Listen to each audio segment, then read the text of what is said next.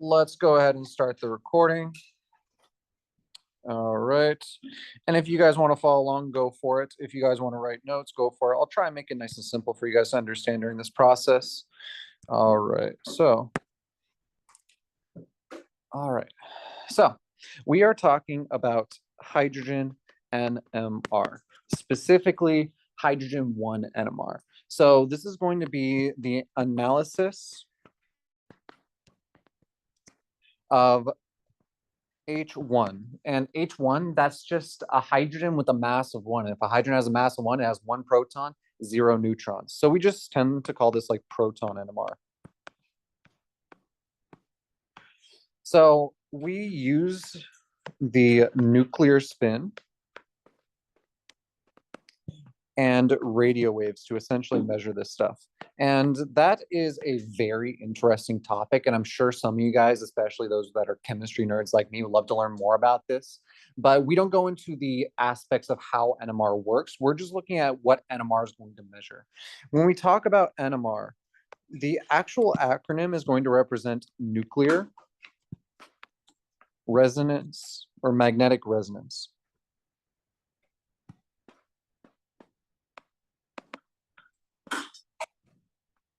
And for those of you that are working in the medical field, you might be familiar with its cousin.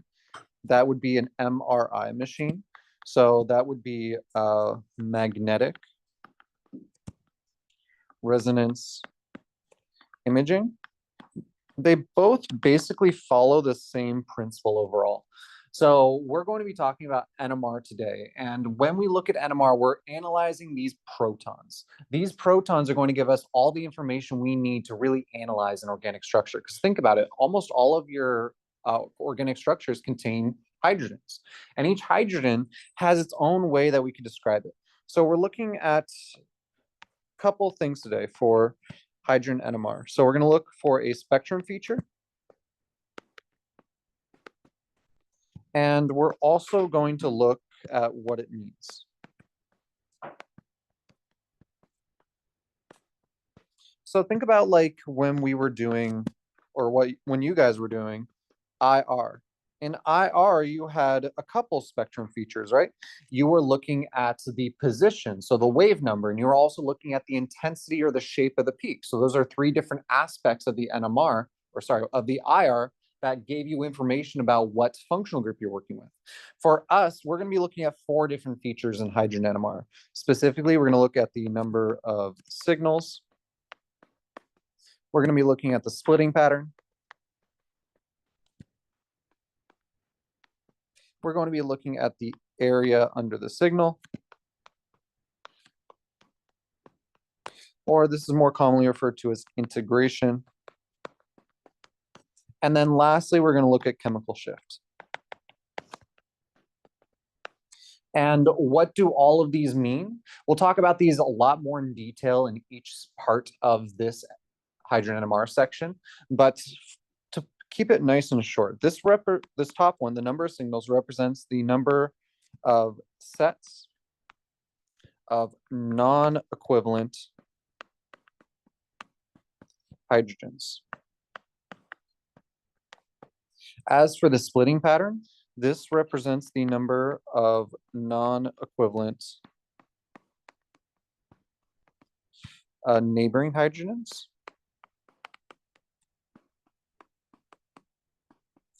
For the integration, this represents the number of hydrogens in a signal. And lastly, the chemical shift represents the chemical environment of the hydrogen. So these are the 4 different aspects that we can measure with hydrogen NMR, and we'll go into each one very specifically in just a little bit. Are there any questions about the schedule for hydrogen NMR? We're going to kind of make this like the first half of the course, then the second half we'll jump into carbon NMR afterwards. I think carbon NMR is a lot easier than hydrogen NMR, so I think it's a good thing that we start with hydrogen, just so we can really get all these aspects down. Okay, so let's go ahead and start with part number 1. We're going to be looking at the number of signals.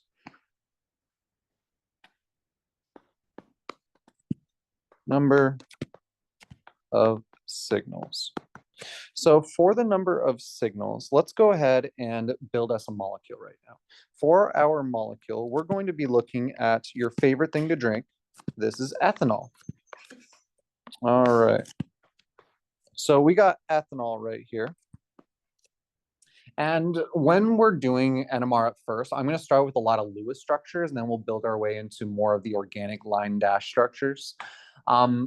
For the Lewis structure, though, the nice thing about this is that we could really analyze the different hydrogens. Because again, we're looking at the hydrogens, not really the carbons. So when we're looking at the hydrogens, the first thing we need to identify is the number of signals. So when we're looking for the number of signals, this is the number of non-equivalent hydrogens.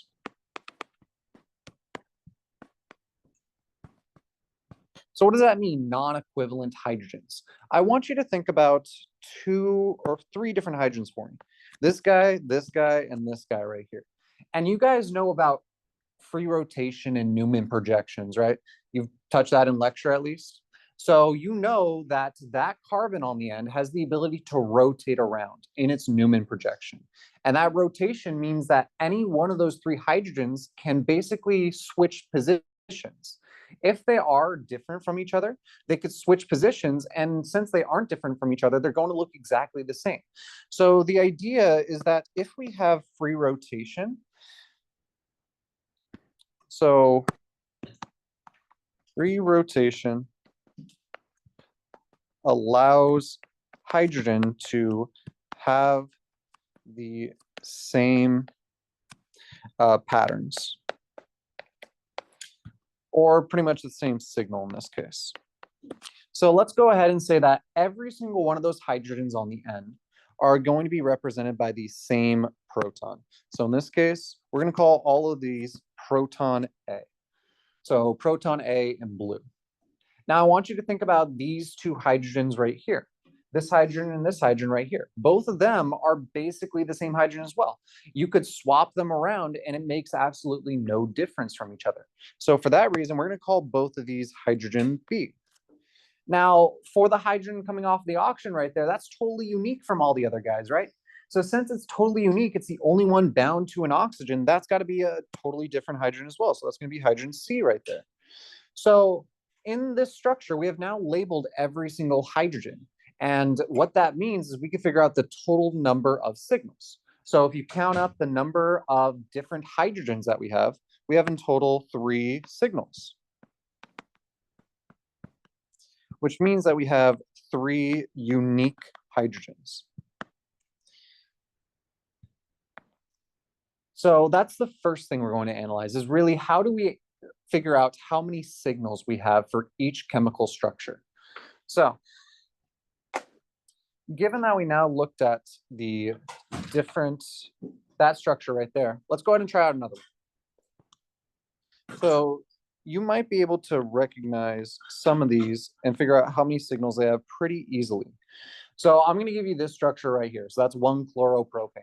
So in 1-chloropropane, I think it's best if we draw it out in the Lewis structure just for now. We'll learn how to integrate this more into organic structures in just a little bit. But for the Lewis structure, it looks something like this. Give me a sec. We got a lot of hydrogens to draw.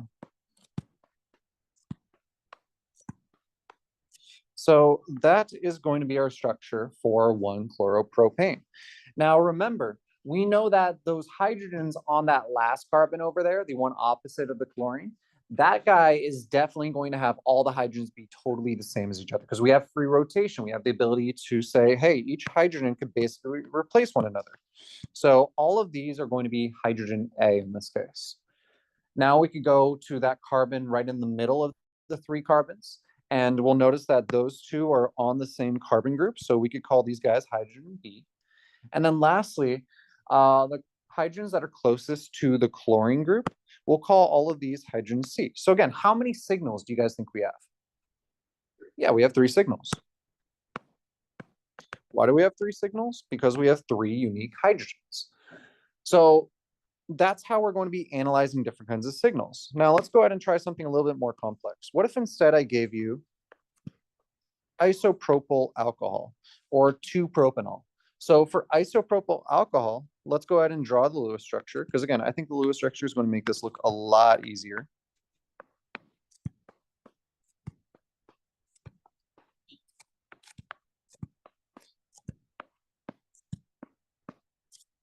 So this is the structure of isopropanol.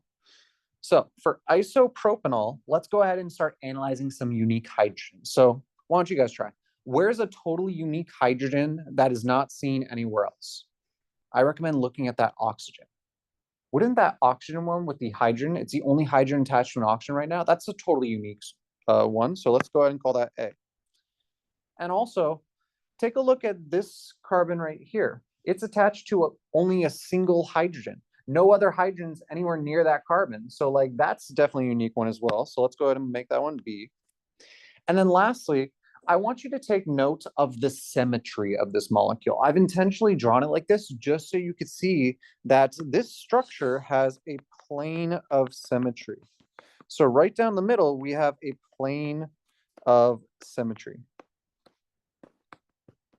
which means that both of these halves look the same as each other. It's like a mirror image of one another.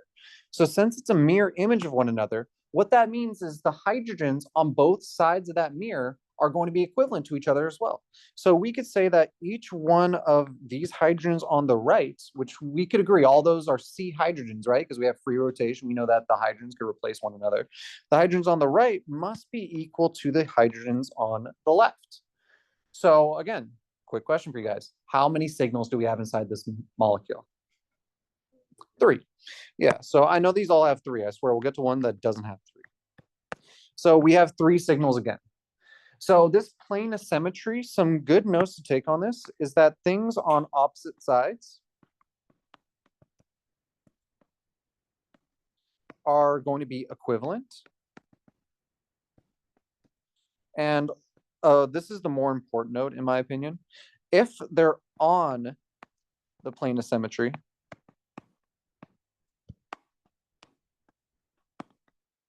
then they are not equivalent. So what does that mean? So think about the B and the A protons. The B proton on the bottom is on the plane of symmetry. There's not going to be another proton that's equivalent to it because it's on the plane of symmetry. It'd only have an equivalent proton if there was another proton attached to this position right here. So we can't say that B and A are equal to each other. So things on the plane of symmetry usually aren't symmetric with another proton. Okay, so let's go ahead and try out some fun ones now. So for this next one, let's go ahead and look at, you guys have worked with aromatic rings, right? These are the fun guys. So let's look at phenyl right here. Now for phenyl, just a very quick reminder for those of you that don't know about aromatic rings. Aromatic rings have a lot of resonance, right? So those triple bonds are not set in that one position. We can have a resonance structure that moves those triple bond, or those 3 double bonds, I should say, to another carbon group. So both of these are exactly the same thing. So generally, when we write things that are like aromatic, especially in like proton NMR or even carbon NMR, we tend to write it looking like this instead, with a circle in the middle, representing that this is an aromatic ring. They all mean the exact same thing. So given this structure right here, let's go ahead and analyze it a bit more in depth. And again, I'm going to kind of draw this like a Lewis structure. So this is our structure right here. And let's go ahead and draw in all the hydrogens.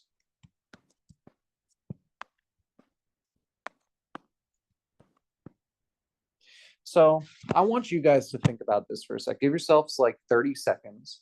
How many signals are we going to see on this molecule right here? How many signals do you think we're going to see on this molecule right here? 3 is a very good guess because all of them have 3, but this one's not 3. I swear it's not 3 this time.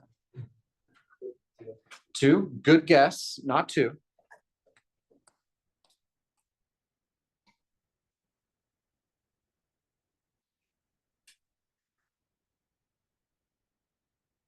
Well, the minimum would be one signal. The maximum would be, 6 signals because we have 6 hydrogens. So somewhere in between 1 and 6. We guessed 2 and 3. What other answers do you think you got? 4 is exactly right. It's going to be 4 for this one. So why is it 4? Again, we got this plane of symmetry right here. So if we divide this molecule down the middle of the benzene ring, you'll see that these two halves are symmetrical to each other. So remember, the stuff on the plane of symmetry is not going to be equivalent to really that much, but the stuff on opposite sides are going to be equivalent to each other. So first off, let's start with our ones that are not equivalent to anything. That one on the oxygen, totally unique from the rest. So let's go ahead and call that one A over here. And we also know that the hydrogen at the bottom, the one that is on the plane of symmetry, also isn't going to be equivalent to anything. So let's call this one B down here. Now, if we look on opposite sides of this mirror, these two hydrogens right here should be equal to each other.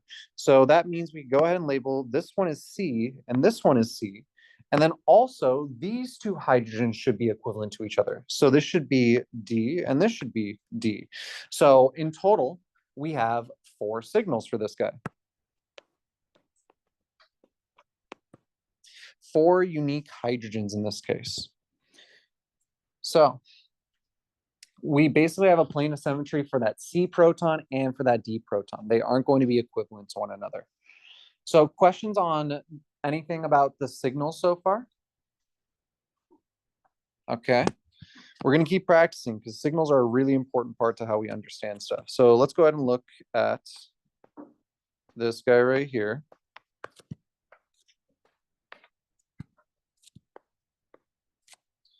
So how many signals does this molecule have? Now, again, it might be a little hard to justify my answer to this one. So what I'm going to do is I'm going to redraw this in kind of a Lewis fashion. So for this redraw right here,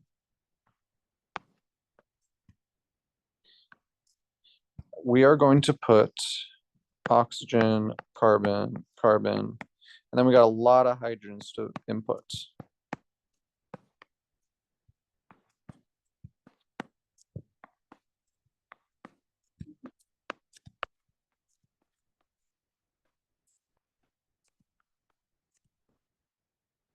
There we go. All the hydrogens are input.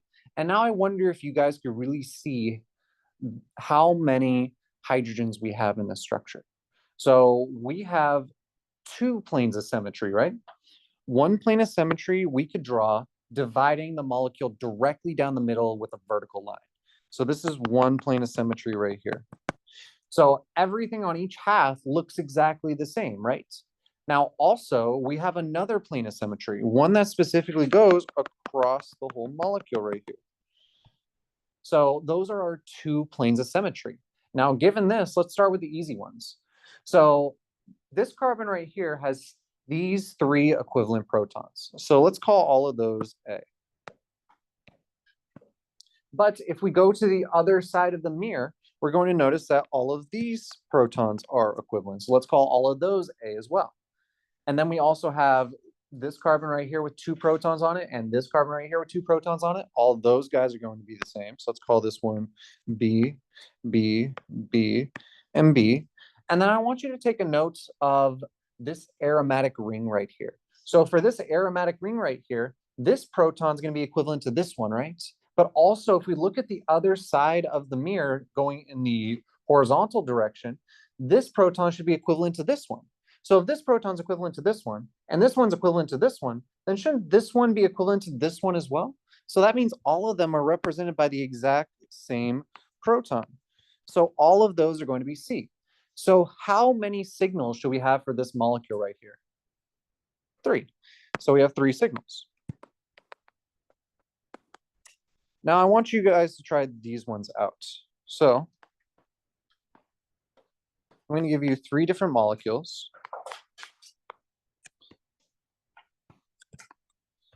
We got this guy. I'm going to give you a fun one. I'm going to give you this guy. And then I'm also going to give you cubane.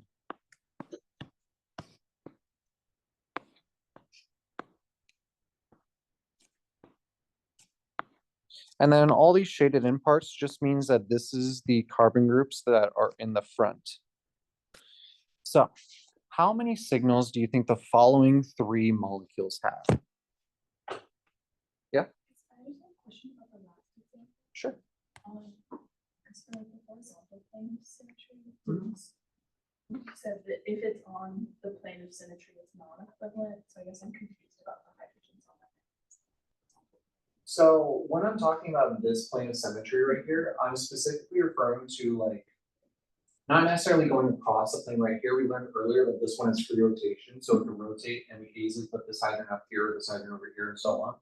And same with these guys right here. So these ones don't really apply to that rule. What I'm saying is that like this hydrogen over here is not equivalent to this hydrogen because of this horizontal plane of symmetry. It's because of this vertical one that those two are equivalent to each other. Okay. Yeah, so like also when we talk about like carbon NMR, where we look for unique carbons in this case, this is going to apply a bit more because a lot of people tend to think that if a carbon here and a carbon here are on the plane of symmetry, they tend to be equivalent, especially since like they have the same looking peaks, but that's not going to be the case. So for now, think about the rotation rule and think about the plane of symmetry looking opposite of it. So that one that's on the plane of symmetry, you're going to see a lot of examples of that specifically in carbon. Okay. Yeah. Mm-hmm. Okay.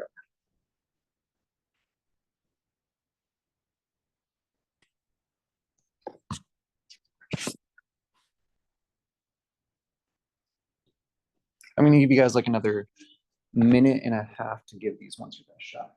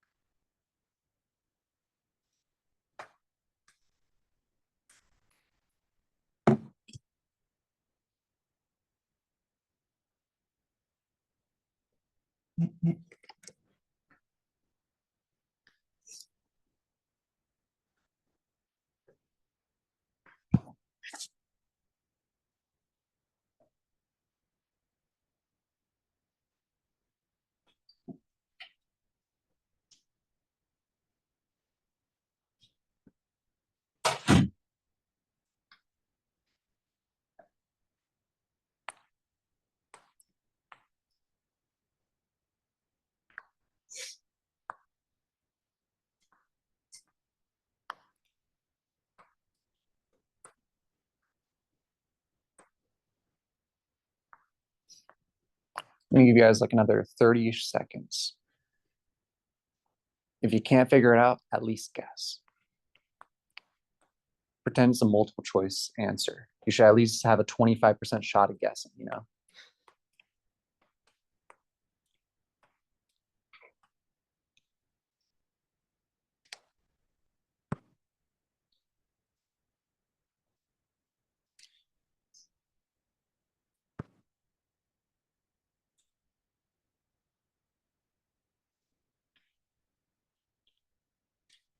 All right, so let's give it a shot. For this molecule on the left, how many signals do you think it has? Anyone feel confident with their answer? It's not an exam. You guys could like get it wrong. 4 is a good guess, but it's a little bit more than 4. So let's go ahead and take a look. We got these 3 hydrogens right here. Those are totally unique from each other. We got these 2 hydrogens right here. Those are unique from all the other ones. So that's at least 2 signals. And then we also got the carbons on the other side. So we got these carbons with those 3 hydrogens right over there. So that's 3 signals so far. And then if we look at the aromatic ring is going to have a plane of symmetry right down the middle. So that plane of symmetry right down the middle of the aromatic ring means that these hydrogens right here are going to be equivalent to each other. And also these hydrogens right here are going to be equivalent to each other. So in total, we have 5 signals. 5 unique hydrogens, 5 signals in total. Okay, now let's try out the next one. So for the next one right here, this one's a little tricky to look at, but if you take a look at each one of these corners right here, each one is attached to two other carbons, which means that there's two hydrogens here, there's two hydrogens here, two hydrogens here, two hydrogens here, two hydrogens here, two hydrogens here. So if you're really looking at this molecule, you kind of have this plane of symmetry that goes right down the middle of this bond, and this bond right here. So that plane of symmetry implies that these hydrogens here, here, here, here, here, and here are all equivalent to each other.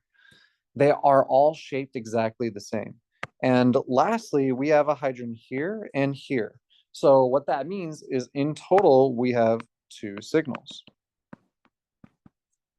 And then lastly, our friend cubane over here. That's an actual molecule that someone's gone in a lab and made a cubed molecule of carbon. It's kind of funny looking, but there's a lot of planes of symmetry in a cube, right? So what that means is there's one hydrogen on every single one of these carbons, and that one hydrogen means that every single hydrogen is exactly equivalent. So there's only one signal for this guy. So cool, right? You guys are going to be introduced more to these signals as we keep practicing these next parts, but are there any questions about any of the ones that we covered or anything about signals so far? Okay, so let's go ahead and check out the splitting pattern.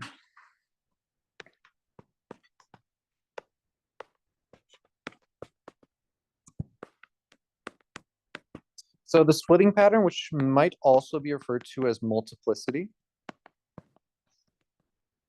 depending on where you're reading about it. The splitting pattern is going to indicate the number of hydrogens on adjacent carbons.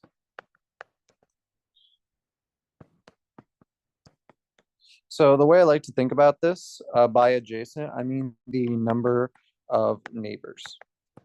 So I might call it neighbors, I might call it adjacent throughout this section right here.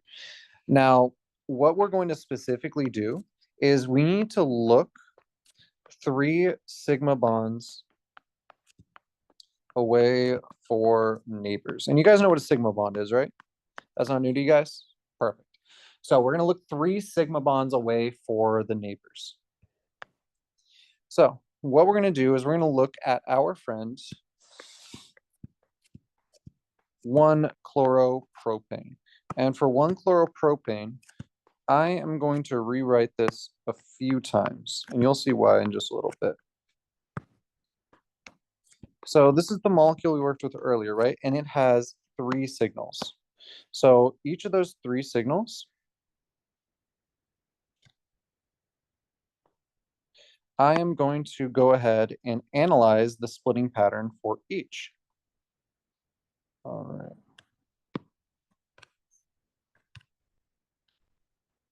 All right, there we go. So let's start over here. And we are specifically going to look at the blue hydrogens first. So those blue hydrogens, we are going to look 3 sigma bonds away and figure out how many neighboring hydrogens we have. So 3 sigma bonds means 3 bonds away, essentially. So 1 sigma bond away, all of them are now located at the carbon right there. If we look 2 sigma bonds away, now we're at the carbon right next door. We're at this carbon right here. And then lastly, if we look 3 sigma bonds away, 3 right there, 3 right there, it looks like we have, for this blue hydrogen, the blue hydrogen is able to see the adjacent hydrogens. So it's able to see these green protons right here. So what that must mean is that the blue sees 2 neighboring H's. So the blue sees 2 neighboring H's. We're going to look for how many neighboring H's we have in each one, for each one of these different signals. So each signal has its own splitting pattern, its own way of looking at neighboring hydrogens. So that's the first one. Let's go ahead and try out the red ones now. So for the red ones, let's go ahead and look 3 sigma bonds away. So 1 sigma bond away, they're now at the carbon in the middle right here. If we look 2 sigma bonds away, we go here or here. Honestly, there's nothing left after the chlorine, so we don't even need to really look in that direction. There's no hydrogens over there. We only measure hydrogens in proton NMR. And then lastly, if we look 3 sigma bonds away, we go here or here. And you could see that, hey, these red hydrogens right here are able to see these green hydrogens right here. So the red sees 2 neighboring H's. The red sees 2 neighboring H's right now. Okay, so let's go to the tricky one. What about the green hydrogens, the one in the middle? What do they see? So if we're looking at the green hydrogens in the middle, again, we need to look 3 sigma bonds away. So if we look 3 sigma bonds away, the first sigma bond's right here. The second sigma bond could be either here or here.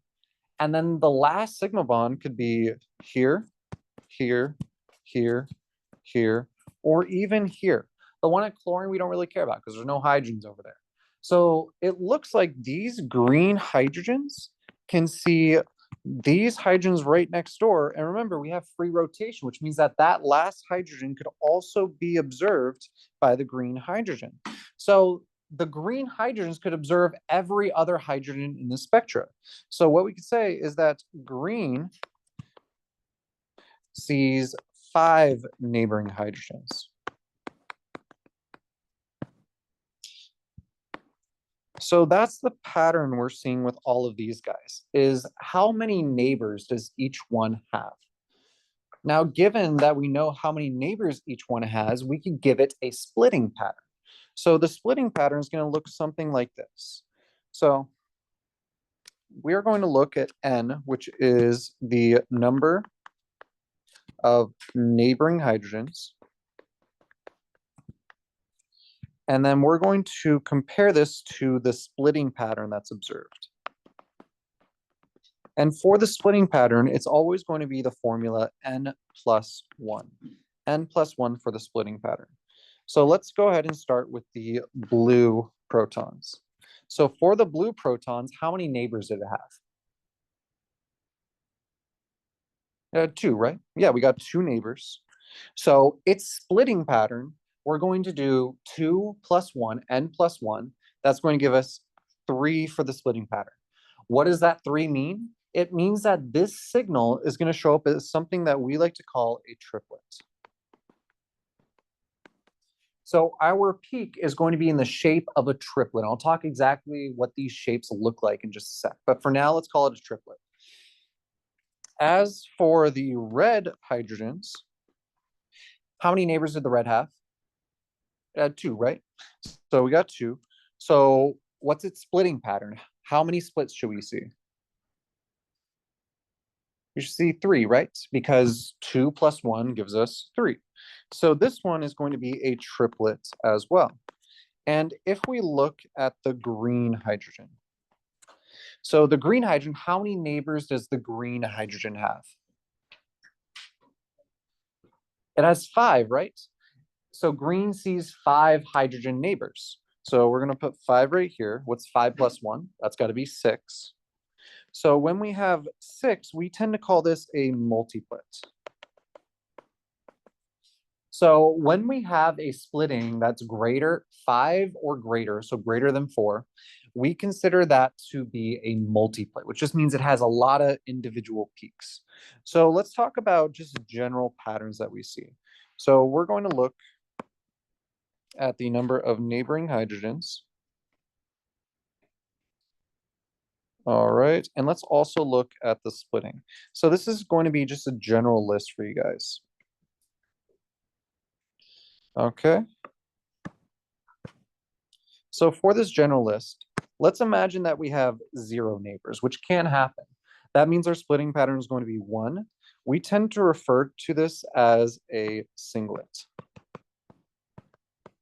If we have 1 neighboring hydrogen, that means we have a splitting pattern of 2. We call this a doublet.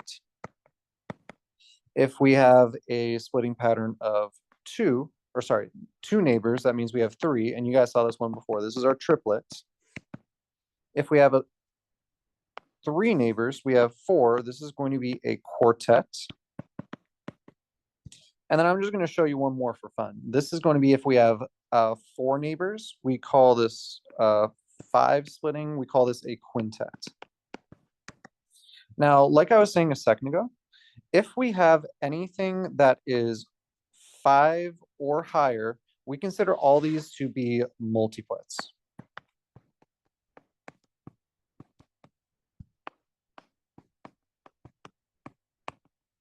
Which, by what the name kind of implies, multi means many, so it's many splits.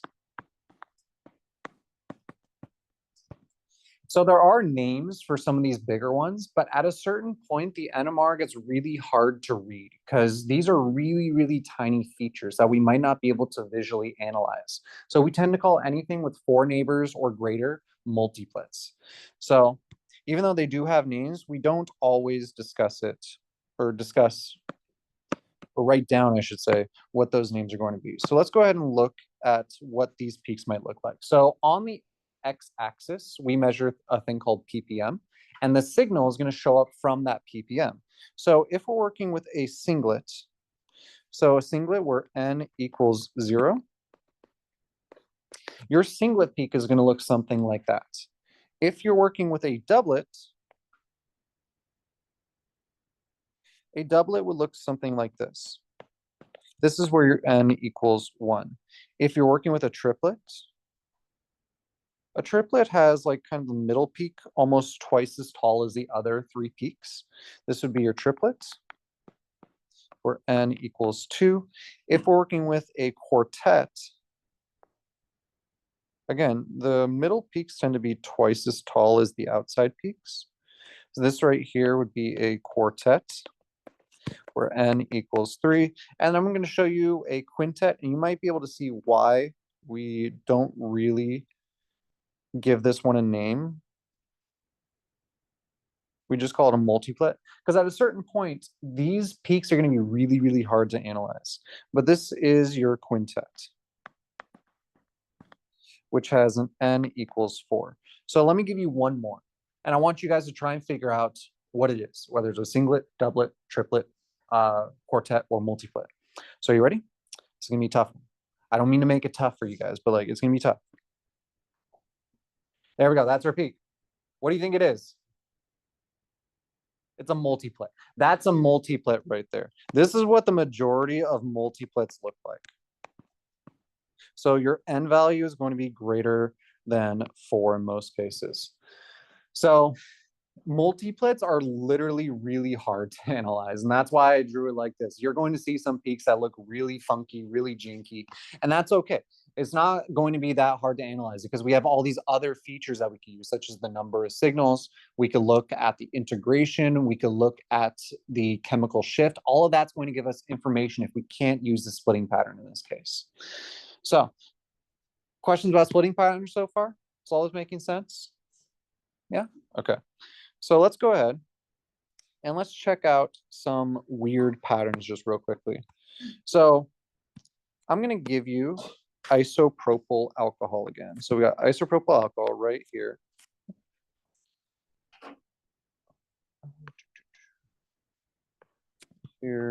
Here.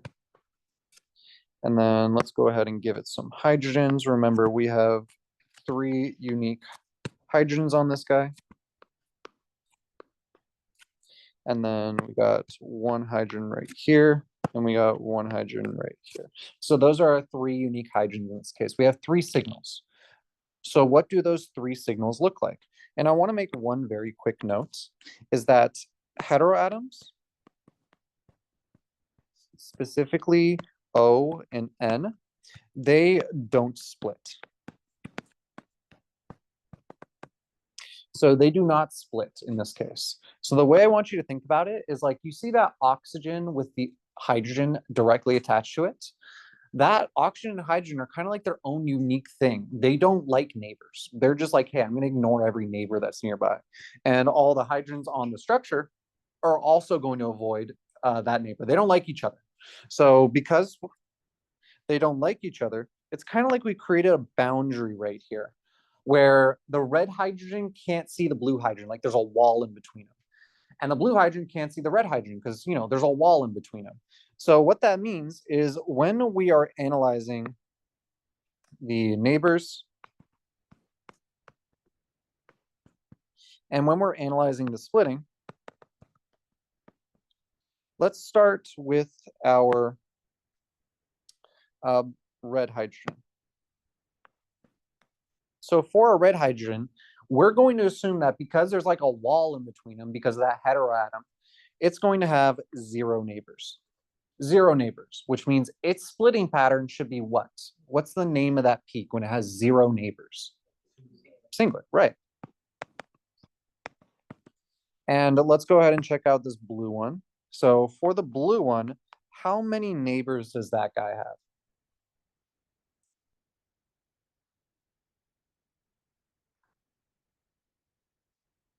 I hear you whispering it. You are exactly right. It is 6 in this case. It has 6 neighbors. Remember, I can only see those green hydrogens right now. I can't see that red one up there because there's a wall blocking them off. So those 6 neighbors, since we have 6 neighbors, what's the name of this splitting pattern? Multiplet, exactly right. And then let's go ahead and talk about the green real quick. The green's going to be a pretty standard one. How many neighbors does the green guy have? Yeah, it just has 1 neighbor. So what's the splitting pattern for the green one? Doublet, exactly right. Now, I'm going to make one small change to what we learned before. You could write out the whole name of the splitting if you want. That's totally fine. But in a lot of cases, we tend to shorten each one of these. So if we're talking about a singlet, we usually just write an S. If we're talking about a doublet, we tend to write a D. Triplet, it's going to be a lowercase t. Quartet is going to be a Q. And then if we're talking about a multiplet, that's going to be an M. So these are the kind of patterns you're going to see for this. And if you don't want to write out the whole name, S, D, T, Q, or M should be enough.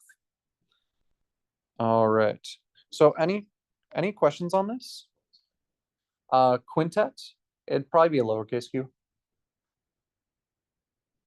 Honestly, you don't need to worry about quintet. If it's a quintet, just write M for multiplet. All right. So you guys ready to try out some more fun ones? So there's more rules that we need to follow, like heteroatoms kind of create a wall in between them. There's another place where we create a wall in between them. And I want you to think of this compound right here. So have you guys talked about meso compounds already? Yeah? Okay. So you know what a meso compound is, and you know that there's a plane of symmetry, even though there's chirality present. So I want you to think about this structure right here. There is a plane of symmetry in this. So that means we could go ahead and define how many signals there are as well. So if we're looking at the hydrogen directly attached right here, so on a wedge, or sorry, on a dash, we have a hydrogen here. On a dash, we have a hydrogen here. And then we also have hydrogens here. We have hydrogens here. And then we also have hydrogens here.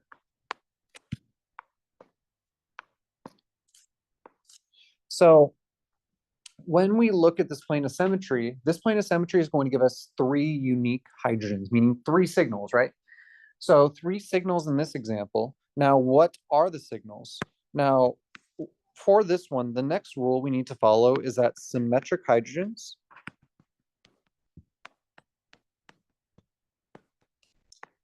do not split each other. So in the same way as before, I want you to treat this plane of symmetry like a wall. That wall means anything on opposite sides can't see each other. They're symmetric, but they can't see each other. So if we're looking at, for example, the green hydrogens, what I recommend you do when we're trying to find the neighbors, we're trying to find the splitting, I want you guys to just focus on one half of it. So basically, block out this bottom half right here and just look at the top half, or vice versa. It doesn't matter which side you look at. But let's start with the green hydrogens. How many neighbors does the green hydrogen have? Yes, it has 2 neighbors. Those 2 neighbors would be the blue hydrogens. Again, the green hydrogens can't see the other green hydrogens because that plane of symmetry. So that means its splitting pattern must be what? Triplet, exactly right. We're going to use shorthand this time. So T for triplet. Let's go ahead and look at the blue hydrogens. So how many neighbors does the blue hydrogens have?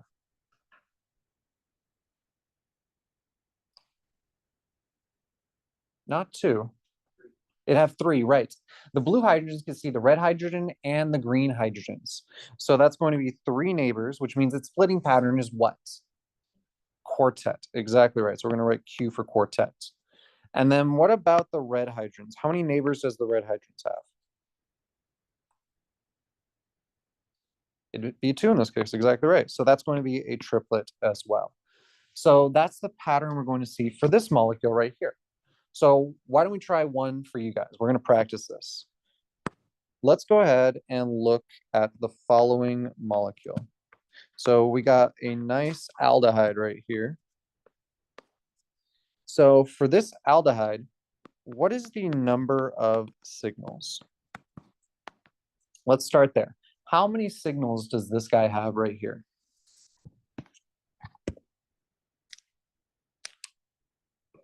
Once you find the number of signals, feel free to move on to the next part. I'm going to give you guys some time to work on this one. So once you find the number of signals, what's the splitting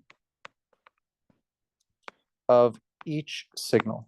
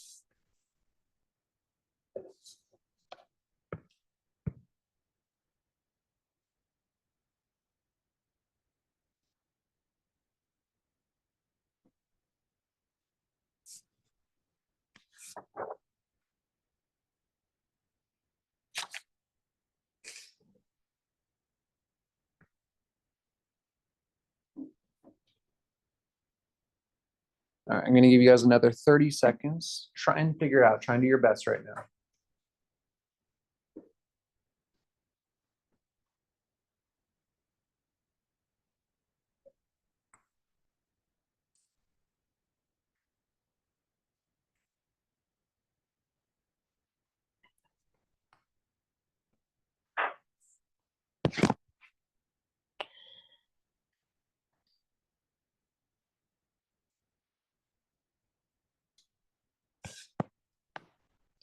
All right, so for the number of signals, who thinks I got it? How many signals does this molecule have?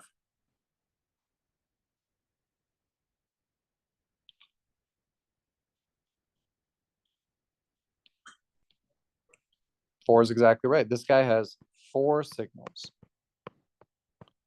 So where are those four signals? I'm going to erase this hydrogen just so I can color it in. This hydrogen right here is going to be one signal. Then if we look at the carbon on the other side of the carbonyl, so that means we have two hydrogens right here. And remember, because of free rotation, these hydrogens are equivalent to each other. We also have that carbon in the tertiary position. So we got a carbon right here with a hydrogen attached to it. And then we have a plane of symmetry, right? We could divide this bond right down the middle. So the hydrogen on the plane of symmetry isn't equivalent to anything, but the stuff on opposite sides are going to be equivalent to each other. So that means we are going to have three hydrogens right here, and we have three hydrogens right here. So if we look at each one, let's start with the green hydrogens. And let's go ahead and look at the neighbors. And let's look at the splitting. So how many neighbors does that green hydrogen have?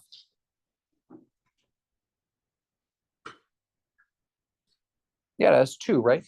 It can see both of those blue hydrogens. So that means its splitting is going to be a triplet. What about the blue hydrogens? How many neighbors do the blue hydrogens have?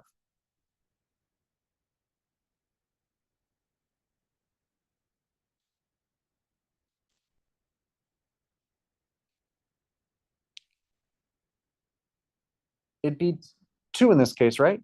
The blue hydrogens can see both the green hydrogen and the red hydrogen. So that means we have 2 neighbors, which again means we're working with a triplet. Now let's go ahead and check out the red hydrogen.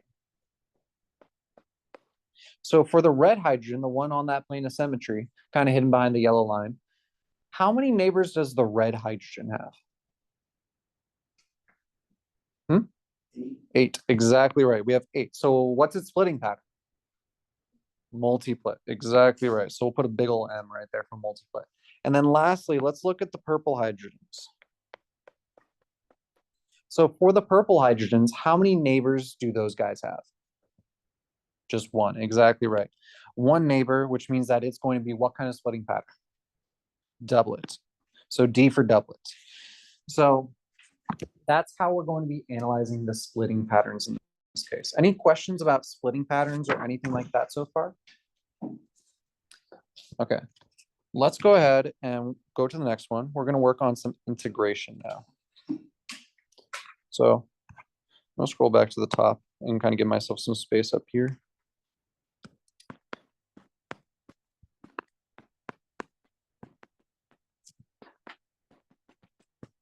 So for the integration, this is going to be the amount of hydrogens represented by the signal. So the amount of hydrogens represented by the signal. So let's go ahead and do one more fun one for the signal. We got benzene right here. So how many signals do you think benzene has? How many signals do you think benzene has?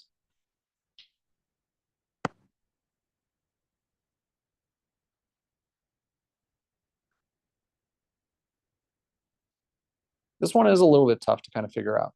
But if you remember, those double bonds are able to rotate around, meaning that every single position is equivalent to each other. So if every single position is equivalent to each other, we have something like this. Do you see how there's a plane of symmetry in basically every direction? So what that must mean is each hydrogen is totally the same as one another. So this guy right here has 1 signal. Now for this 1 signal right here, let's talk about the integration. If I put benzene inside an NMR, that 1 signal should represent all 6 of those hydrogens. So 1 signal, it's going to have an integration, or this is going to be the area under the peak. So I'll also write that up here, area under peak. Or I'm not going to do peak, I'm going to do signal instead. It's going to have an integration of 6 hydrogens. So that 1 signal represents 6 different hydrogens, and the area is going to be how we actually see those 6 hydrogens. So let's try our friend again. We're going to go back. We're going to look at chloropropane, 1 chloropropane. And again, how many signals do we have for 1 chloropropane?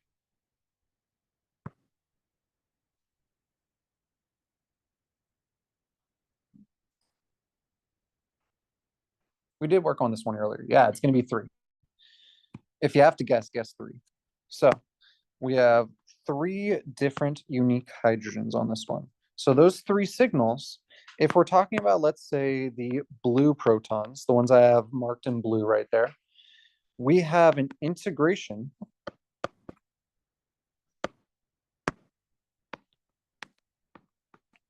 equal to the number of hydrogens represented by those that signal. So the blue protons, we have 2 of them. So the integration is going to be 2. If we look at the green protons, again, we have 2 unique or 2 protons that are represented right there. So we have an integration of 2. And if we look at the red, what do you think the integration of the red protons are going to be?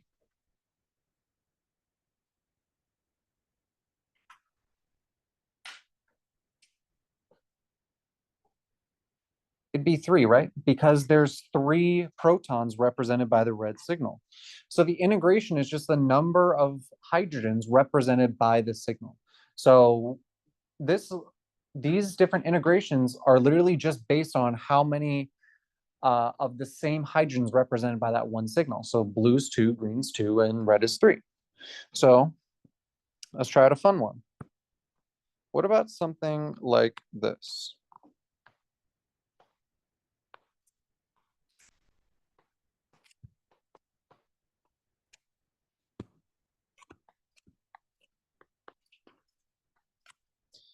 So for this structure right here, first we need to find how many signals we have. So good guess, it's not that one though. For this one right here, we have a couple planes of symmetry, right? Our first plane of symmetry is going to be right down this one. Those two halves are essentially equal to each other. And also we have a plane of symmetry that kind of splits these two across from each other. So given these two planes of symmetry, we could go ahead and say that every single one of the aromatic protons are going to be the same. So we have a hydrogen here, hydrogen here, hydrogen here, and hydrogen here. And then also, because of the plane of symmetry, the methyl groups that are attached to those ester bonds, those methyl groups are also going to be unique. So we got this one, and this one, and then it's going to be equivalent to the ones on the opposite side as well. So let's talk about the integration. So for the integration, let's look at the blue protons first. How many blue protons do we have? What's our integration? It's 4. We have 4 of them colored in blue, so that means its integration is 4. What's the integration of the red protons?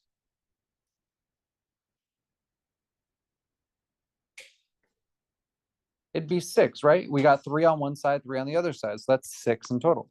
So we have 6 represented by the red protons. So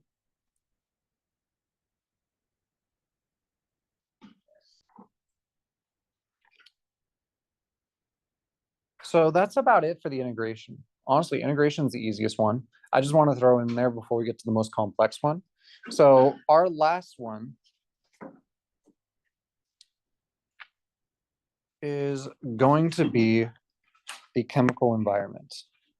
So this one right here, give me just one sec, is going to be the chemical shift. So for the chemical shift, this is going to represent the chemical environment of the proton or of the hydrogen. So for the chemical environment of the proton, we need to really analyze where this signal is going to be located on our spectra. So what we're going to do is we're going to go ahead and we're going to draw a nice line right here. And on this line, this is going to be our x-axis, which is usually measured in parts per million, ppm. And for proton NMR, it ranges from about like 0 to around 14. From 0 to 14. Now, when we're at 0, if our peak is closer to 0, we call this upfield. And we call this a shielded proton. If we're on the other side, closer to like 14, this is downfield. And we call this a de-shielded proton. So this idea of shielding and de-shielding is what we're going to talk about now. So when we're talking about shielding and de-shielding, this kind of represents what is located really close to that proton. And if we have something that's very electronegative next to that proton, guess what? All the electrons are around the proton are going to be pulled closer to the electronegative atom. So what that means is stuff with electronegative atoms tends to be a little bit downfield. So the first thing I want to get across is that carbons are very good at shielding. Carbons are very good at shielding. So if we have a lot of carbon groups around our proton, that means it's going to be shifted a bit more upfield, right? In the upwards direction. Versus if we have something that's electronegative, so I'm going to put En for electronegative, are de-shielding. So when I talk about electronegative atoms, the most common ones we see in organic chemistry are going to be oxygen, nitrogen, and halogens. Fluorine could be in this list, but we don't really touch fluorine all too much in this class. It's mostly chlorine, bromine, iodine, those ones. So those are all the electronegative atoms, way more electronegative than carbon is. And then there is one more thing that we could look for this de-shielding effect, and that's going to be pi bonds. So pi bonds are de-shielding. So when I talk about different kinds of pi bonds are going to cause it to de-shield a lot. In fact, even more than those electronegative atoms. So using these pieces of information, why don't we go ahead and place them on a chart? All right, and we got 0, 2, 4, 6, 8, 10. So this is our area right here. And again, we measure this in parts per million. So ppm. So if we're talking about anything that's below 2, generally what these guys are going to be our sp3 carbons that are attached to a hydrogen. So the hydrogen in red is what we're going to be analyzing inside of this region. So if we notice that there's an sp3 carbon with no other significant groups around it other than other carbons, and it's attached to a hydrogen, that's going to be usually below 2. So these are going to be called alkyl. So alkyl protons are seen here. Then if we go up just a little bit, so now we're in the kind of 3 region, 3 to 2. So in this 3 to 2 region, these are the ones that are going to be off of kind of like sp2 carbons. So the way you could draw this is imagine we have an oxygen, and then we have our, let me zoom in right here.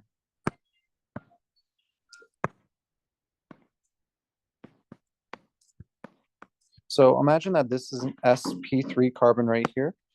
If we have a hydrogen right here, we see that between like 2 to 3. And also, if this was like a carbon instead of an oxygen, we tend to see both of these guys in this region right here. So these ones are known as allylic. Yeah, allylic. So those are the ones we see in between like 2 to 3. When we go a little bit higher, all the way up to about 5, this is where we're going to start seeing our electronegative atoms. So take, for example, if we have a oxygen bound to an sp3 carbon, and that's bound to a hydrogen, that's generally going to be within 3 to 5.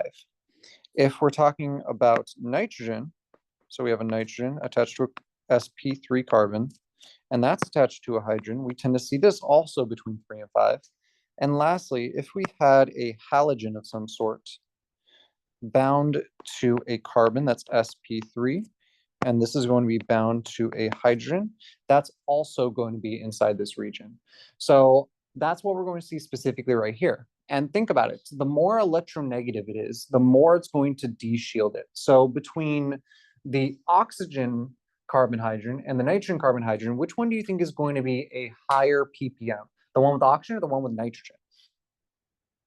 Yeah, the one with oxygen. The oxygen is more electronegative, so it tends to be a little bit higher than the nitrogen. But again, this is all based on the chemical environment. So really, the type of bonds is going to play a large role in where it's located. And it can be located outside of these regions that are defined here. It's just these are the most common places to observe these types of bonds. Then if we go a little bit higher, let's go anywhere between 6 and 8. So between 6 or 5 and 8, I should say, sorry. These are going to be two major types of protons. So the first major type is going to be an sp2 carbon with a hydrogen attached to it. And another one that we're going to see a lot throughout this class is going to be an aromatic proton. So both of these tend to show up between 5 and 8. Tend to show up between 5 and 8. So these are going to be the aromatic or vinyl protons. The vinyl ones tend to show up a little bit lower than the aromatic ones. The aromatic ones tend to be really, really high. But these are the general regions you're going to see these guys. And then lastly, the last thing you guys are going to observe is think about it. What if we like combine this sp2 character with a heteroatom of some sorts? So if we have something like an aldehyde, or if we have something like a carboxylic acid, both of these are going to show up at something greater than 8. Now, if you ever see a peak that's like way higher than 8, that's going to imply that it's some sort of aldehyde or some sort of carboxylic acid. And that's like a dead giveaway as to what the molecule is likely to be. So it's a really, really nice thing to look for inside that region up there. So this is the general area you're going to find different kinds of peaks. So questions about the chemical environment so far, or the chemical shifts? Yeah. Aldehydes and carboxylic acids, those two functional groups, tend to have their peaks above 8, just above 8 in general. So that means they could, usually carboxylic acids are a bit higher, like between like 11 and 14, while aldehydes are between like 9 and 11 in most cases. But again, it's dependent on the environment, so it could change a lot. If you see a peak above 8, it's usually a dead giveaway that it's going to be one of those two kinds of peaks. Again, totally based on the environment. You'll see examples of this. I made some slides that we'll go over in just a sec, but I want to first start by looking at an example. What exactly are we looking at when we're looking at any sort of molecule? So I want to go back to our friends. Let's do an example. So we're going back to 1-chloropropane. So we have 1-chloropropane, right? This guy has 3 signals. So let's go ahead and draw in some protons. So for the protons right here, I'm actually going to label them slightly differently. I'm going to label them as A, B, and C.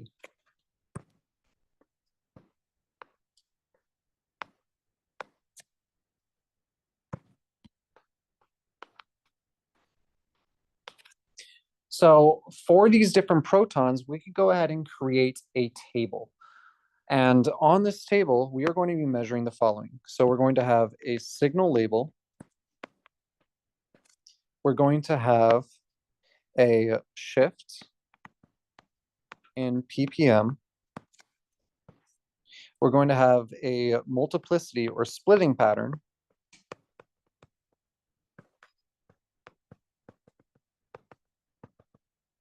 And then lastly, we're going to have an integration.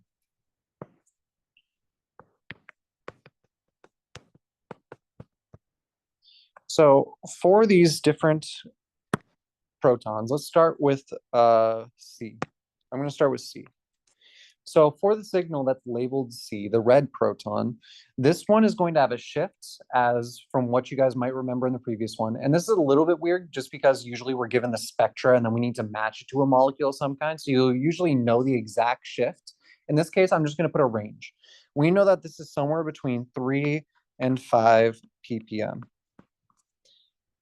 So somewhere between 3 and 5 ppm. As for its multiplicity, what do you guys think its multiplicity is going to be for the red protons? What's its splitting pattern?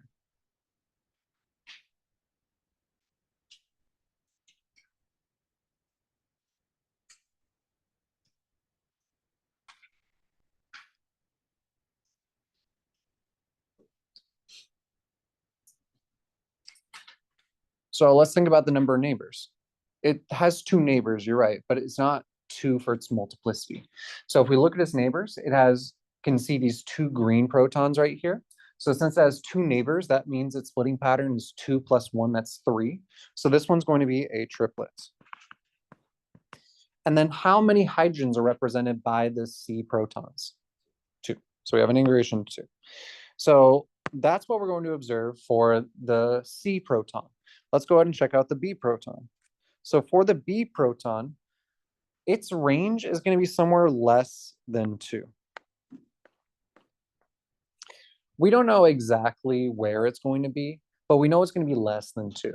And as for its splitting pattern, what do you guys think? What kind of splitting pattern do you think the green protons are going to have?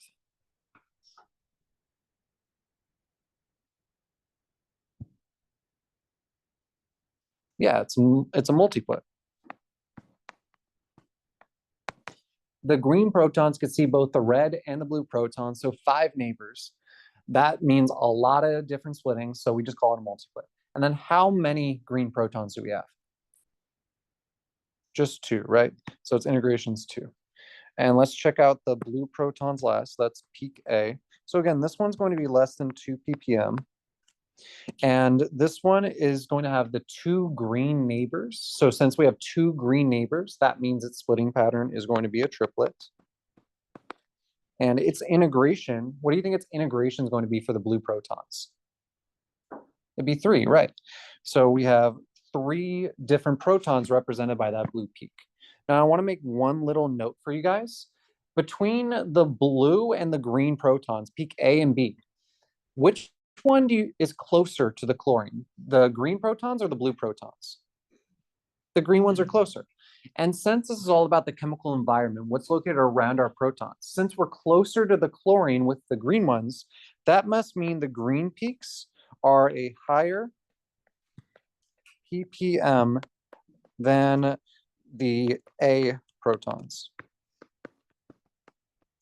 So the green protons are going to be a higher ppm than the blue protons because the green ones are closer to that chlorine than the blue ones right there.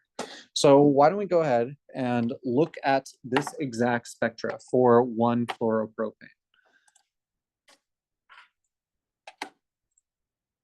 So this right here is the spectra for 1-chloropropane.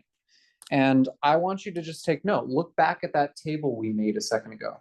On that table, we said that we are going to have one peak that's somewhere between 3 and 5 that is a triplet, so 3 individual peaks. And if we were to measure the area under this curve, it should come out to about 2. And then we also said that there was some proton group that's less than 2, and it's going to be a multiplet, which means a lot of little peaks. And we see a lot of little peaks right there. And this guy's area should, again, also be 2.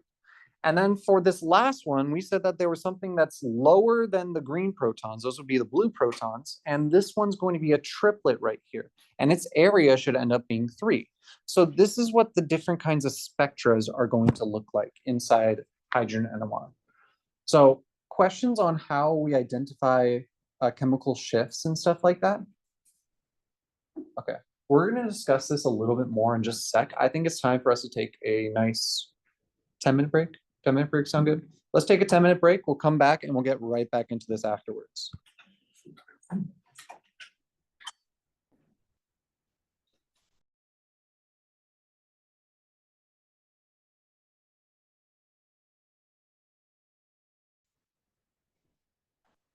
Okay. So the other thing we are going to look for is specifically going to be at other patterns inside chemical shifts.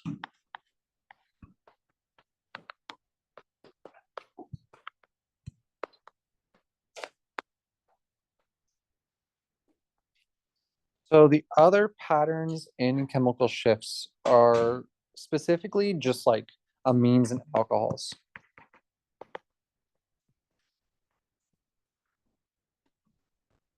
So when we're talking about amines, those are going to be our NHs specifically. Sorry. There we go. Forgot to put it up on there. Okay. So when we're talking about other patterns in chemical shifts, we're talking about amines, which are NH, and we're talking about alcohols, which are OH. So for these two right here, and this is going to apply to both NH and OH, they are going to show up between 1 to 8 ppm. So like everything else was like in a nice clean range, like maybe a couple ppm at the most. But these guys show up over a massive, massive area. And the reason why is because they are heavily dependent on chemical environment.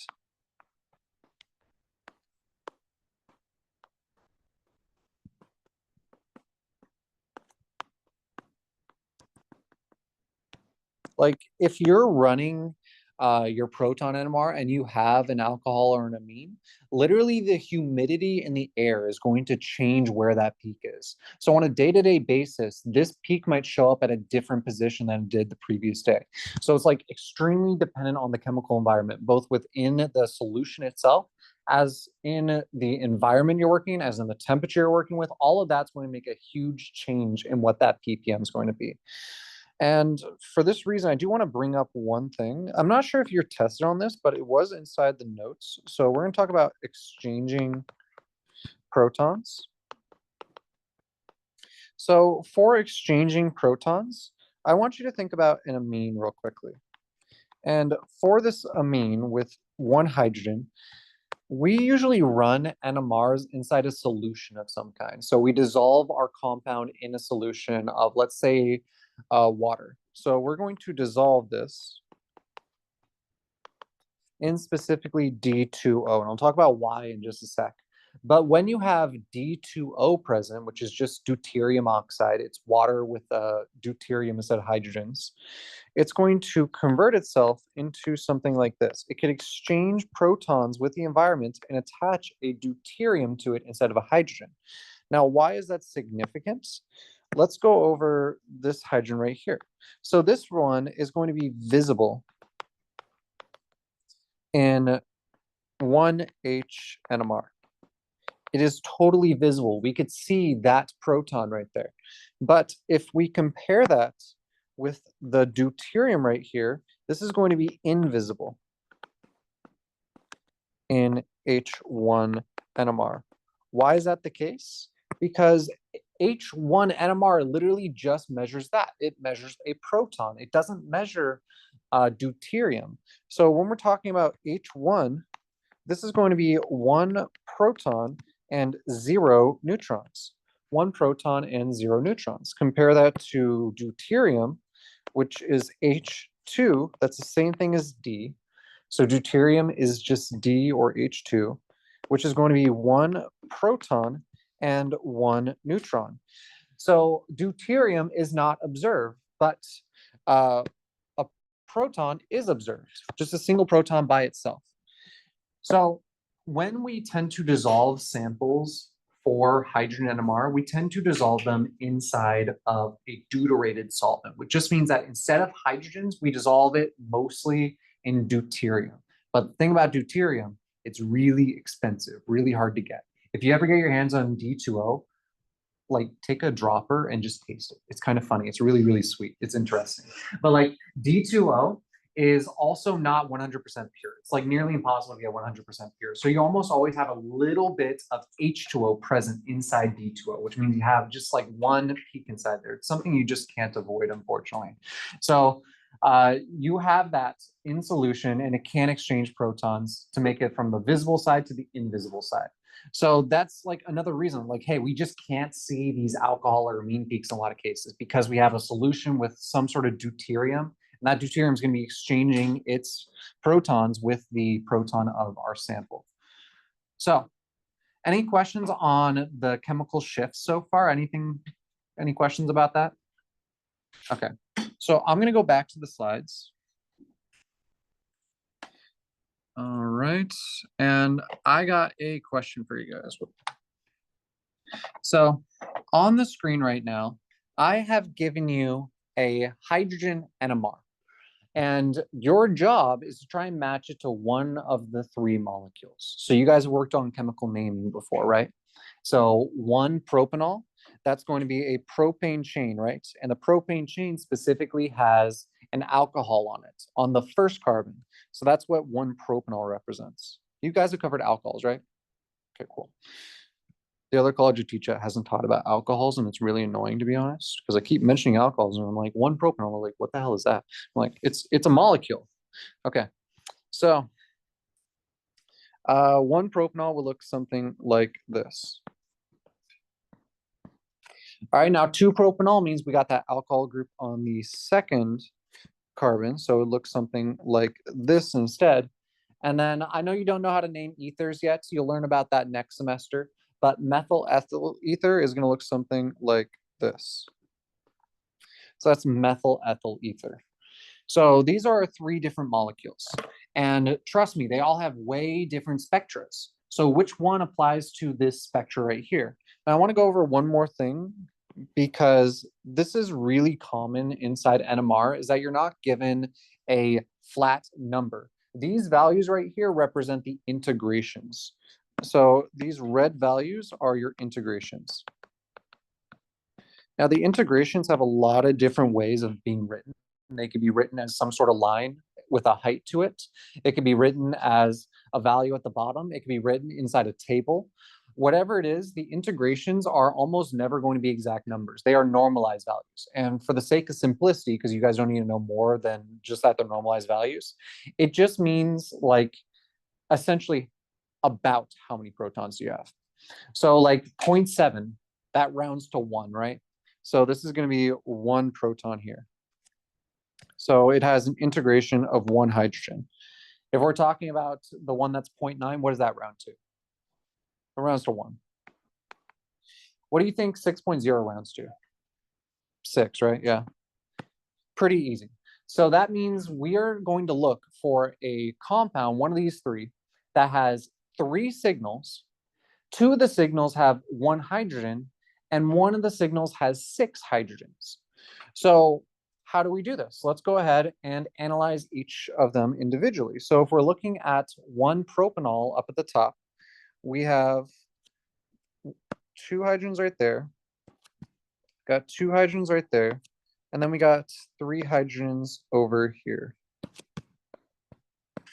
So does that integration match what we see over here? No, not at all. It should be integrated 2 to 2 to 3 for 1-propanol. This is integrated 1 to 1 to 6. So definitely not that guy. Let's try out methyl ethyl ether. You might already be able to guess the answer now. But methyl ethyl ether has 3 on that carbon. It's got another 2 on this carbon. And then lastly, it's got 3 on this carbon.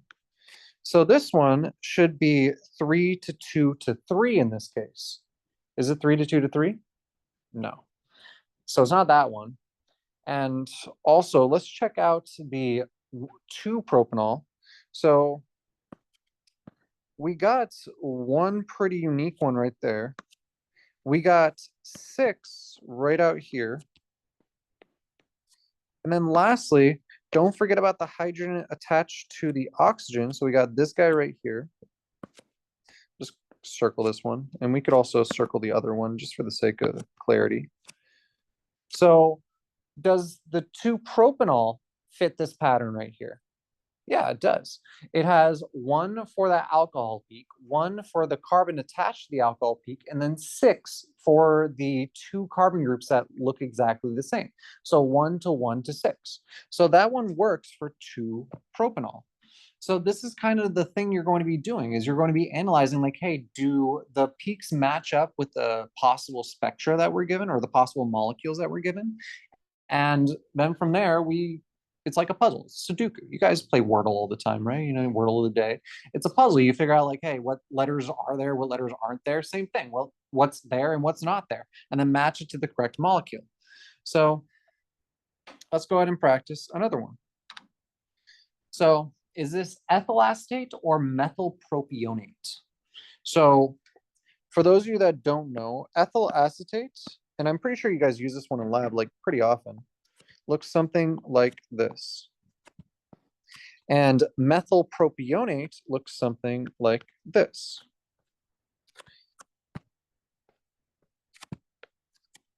So let's go ahead, and what we're going to do is we're going to look at the different hydrogens.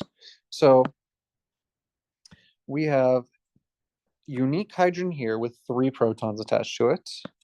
We got a unique proton here with 2 hydrogens attached to it, and we got a unique proton here with 3 hydrogens on it. And then if we look at the methylpropionate, we got a unique hydrogen here with 3 carbons on it, or 3 hydrogens on it. We got a unique hydrogen here with 2 hydrogens on it, and we got a unique carbon here with 3 hydrogens on it. So can we use the number of signals or the integration to answer this question?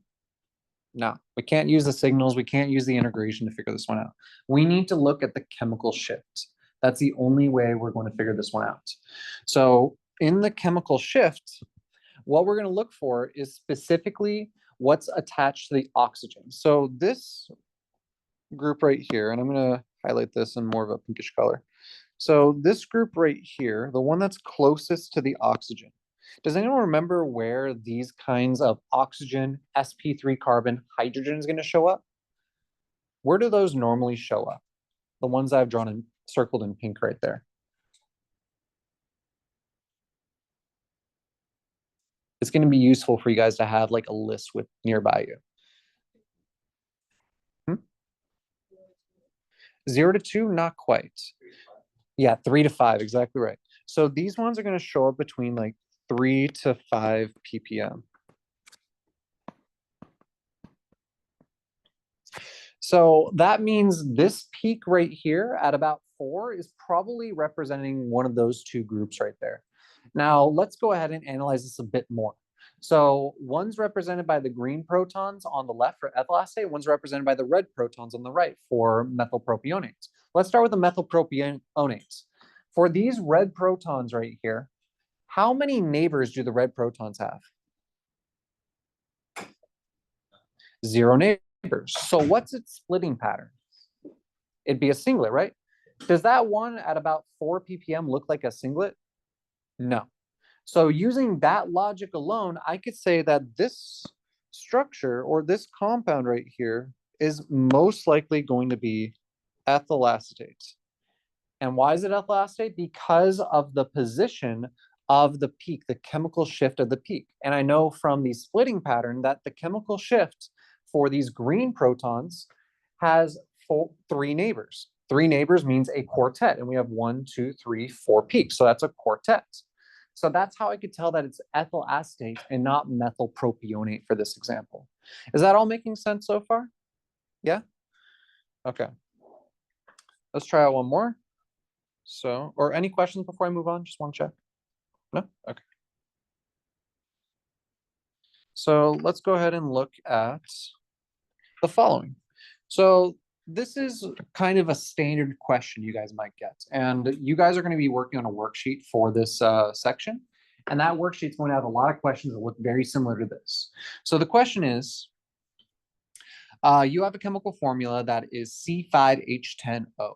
The IR shows, because think about it, the NMR doesn't give you all the information. You'll usually be paired with other spectroscopies like IR and mass spec, which you'll learn next semester.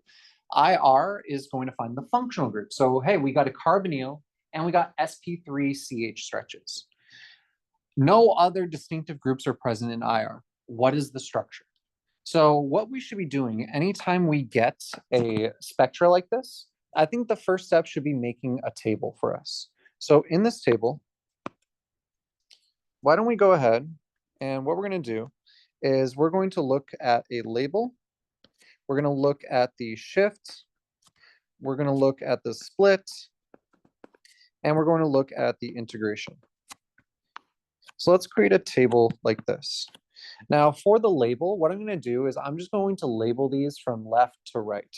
So I'm going to label the first one A. I'm going to label the second one B. And I'm going to label the last one as C. Now let's go ahead and describe these peaks using that table right there. So starting with A, I usually start with the ones that are the highest chemical shift. Let's go ahead and give this a chemical shift value. About what ppm do you think the middle of this signal is going to be? 2.6. I like it. So it's about 2.6. Then what is its splitting pattern? Does that look like a quartet or does it look like it's more than a quartet? More than quartet. So it's a multiplet. So let's put an M for multiplet.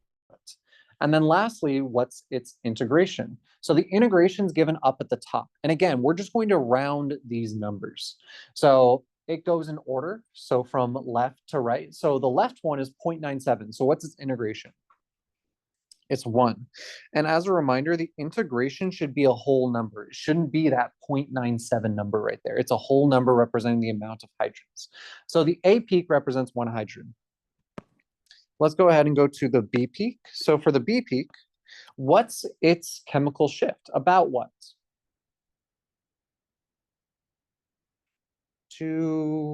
I'd say like 2.1, right? It's a little bit higher than 2.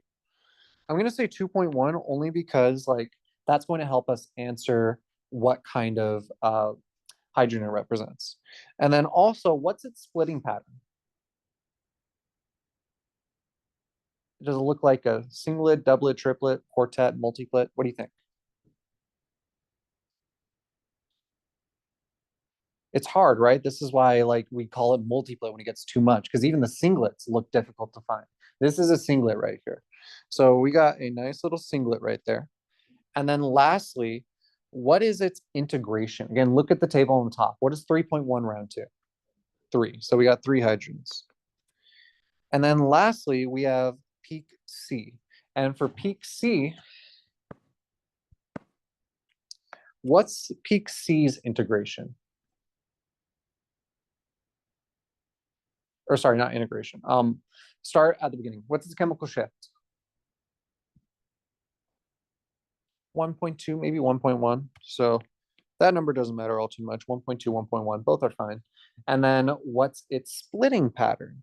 So this one, again, a little hard to tell, but I could see that there's 2 peaks right at the top. And I'm sorry, my name's blocking that out just a little bit. Can I move that? Yeah. So it has 2 peaks right at the top. So since it has 2 peaks, that means it's going to be a duet or doublet. Sorry, it's a doublet. And as for its integration, what's its integration going to be? 6. So our totals for the integration should add up to the total number of hydrogens in our chemical formula. So do we have 10 hydrogens described by our table right here? Yeah, 1 plus 3 plus 6 gives us 10. So now we could use this to try and analyze what a possible structure is going to be. So what I recommend you do is, since we know that there's a carbonyl stretch, I'm going to start there. I'm going to start with our carbonyl. And then since we know that we have no other oxygens in our formula, we know that there's got to be something branching off of each side. So when we're branching off of each side, remember that anything between 2 and 3 is likely going to be what's adjacent to the carbonyl. So we have 2 peaks here, which means we have 2 different hydrogens being described by that carbonyl. So one of those hydrogens has, or one of those carbons has 3 hydrogens attached to it. So what we could say is, hey, we got 3 hydrogens coming directly off of the carbonyl right there, because we know that this peak is above 2 in this case. Then if we look at the other side, we have another peak right here.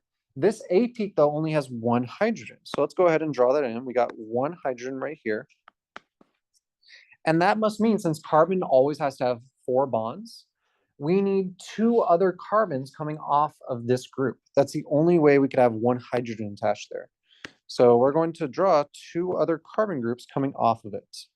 Now for these 2 other carbon groups, we need to describe the 6 hydrogens remaining. And since they're all equivalent, it makes sense that these 2 carbon groups must have the remaining equivalent hydrogens.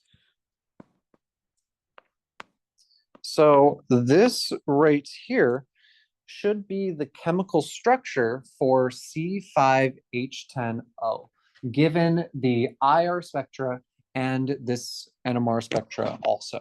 So we could use them in tandem to figure out our answers to these questions. So how are we feeling about that? Making a little bit of sense? It's gonna get more difficult. I'm sorry. I genuinely am.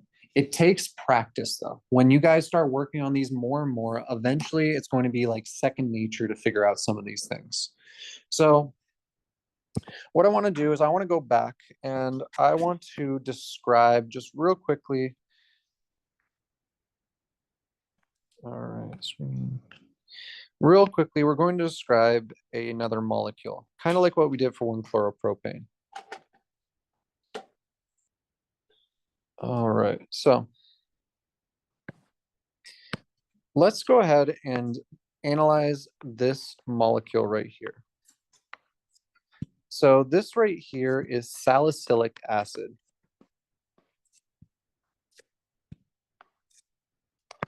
So for salicylic acid, let's find the number of signals that this guy has. Does this molecule have any planes of symmetry in it?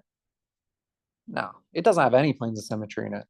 So what that must mean is that every proton is going to be unique from one another. So we got a proton for the carboxylic acid, a proton for the phenyl group, and we're also going to have 4 more protons attached to the aromatic ring.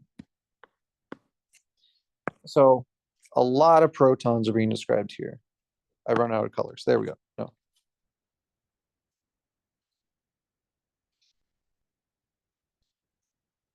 Here, blue. There we go. So let's go ahead and describe each one of these. So when we are describing, let's say, the green proton, that green proton is attached to a carboxylic acid. So since it's attached to carboxylic acid, anyone remember like the range that we see carboxylic acid protons at?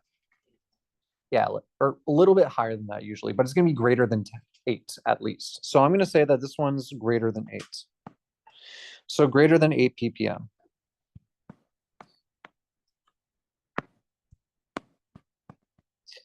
And then also, let's go ahead and think about the splitting pattern, and let's think about the integration. So for the splitting pattern for this green proton, it's going to show up as likely a singlet or like a broad peak because, you know, it's attached to oxygen. Those ones are funky. And its integration is generally going to be like 1 because there's only one of those. If we go to the next one, let's go ahead and describe this bright blue one real quick. So this one is an alcohol group, but it's specifically a phenyl. Phenols tend to be a little bit higher. So like, I'm not going to give this one a definitive shift. We'll figure that out later, but it probably is going to be a singlet. And it's probably going to have an integration 1 as well. So let's go to the red proton now. So for the red proton, what do you think, or its chemical shift, let's just give it to you. It's going to be somewhere between 6 and 8. Aromatic protons almost always show up between like 6 and 8. As for the splitting, what do you think the splitting pattern is? This is the real reason I want to talk about this molecule. What's the splitting pattern of that red proton right there? Let's start easier. How many neighbors does the red proton have? Yeah, it has 1 neighbor. So since it has 1 neighbor, 1 plus 1 is 2. What's its splitting pattern? Doublet. So this is going to be a doublet that represents 1 hydrogen. What about the yellow proton? For the yellow proton, that one's going to show up between 6 and 8, but what's its splitting pattern going to be for the yellow proton? What's the splitting pattern going to be? Triplet, exactly right. Yeah, it's going to be a triplet. Why is it a triplet? Because the yellow proton sees both the purple and the red proton. So it's going to be a triplet. If we go ahead and look at the purple proton, it's going to be between 6 and 8 again. And this one is again going to be a triplet. And the triplet is going to have only 1 proton as well. And lastly, let's go ahead and look at the blue proton. So the dark blue is going to be between 6 and 8 ppm. And it's going to be a triplet as well. Or sorry, not a triplet. My bad. That is going to be a doublet. Why is it a doublet? Because it could only see the purple proton. So it's going to be 1 for that guy. Now, the reason I go over this list specifically is because when we're working in the aromatic region, all of these splitting patterns are nearly impossible to find just by looking at the spectra. I'm going to show you the spectra like right now. But keep this in mind. If you have it written down, fantastic. Use it as we look at this next example right here.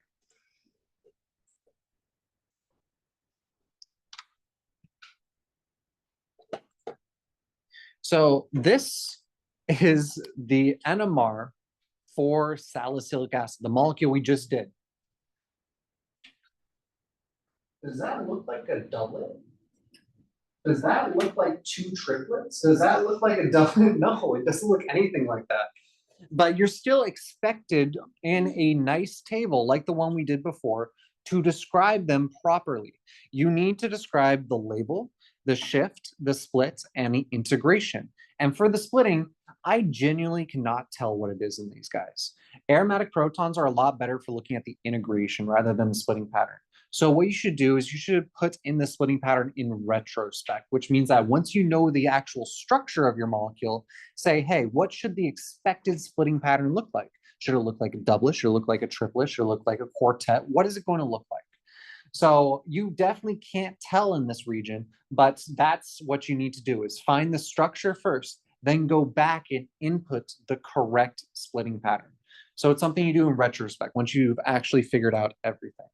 Also, we got 2 peaks really, really high up. Remember I was telling you that these like carboxylic acid peaks could show up at a really wide range depending on the environment? Well, guess what? Our environment's super weird.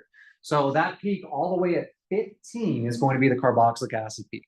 And also, remember I said OHs are really weird depending on the environment. Those shift a lot. The OH is the one that shows up at about 12. So like there's a lot of ranges that specifically heteroatoms attached to hydrogen, which are mostly like NH and OH, can show up over depending on the chemical environments. The ones we could definitively say are a specific type of proton are going to be the ones between 6 and 8. Those are going to be all of our aromatic protons for the most part. So how are we feeling about this? It's making sense? Okay. So why don't we go ahead and you guys have heard TNT before, right? You've heard of TNT? You know what it looks like? You know how to make it? You'll learn how to do it next semester. Dr. Dukes actually talks about it in the lecture. But this right here is TNT. And if you guys remember how to name, let's name this guy. So if we're naming this guy, this right here, the aromatic compound with the CH3 group at the top, this right here is called toluene. And then these 3 groups, anyone know what these 3 functional groups are called? If not, I don't think you talk about it this semester, but these are called nitro groups. And there's 3 of them. So that means it's tri-nitro toluene, TNT. That's how we get the name. So in case you were interested. But go ahead and take a look at this guy. So for this guy right here, we have 3 unique protons, specifically the CH3 up at the top. That's one unique guy. It's an sp3 carbon attached to an aromatic ring. That shows up somewhere between like 2 and 3. So guess what? That's where our peak is. You can see an arrow being pointed right to it. So that's between 2 and 3.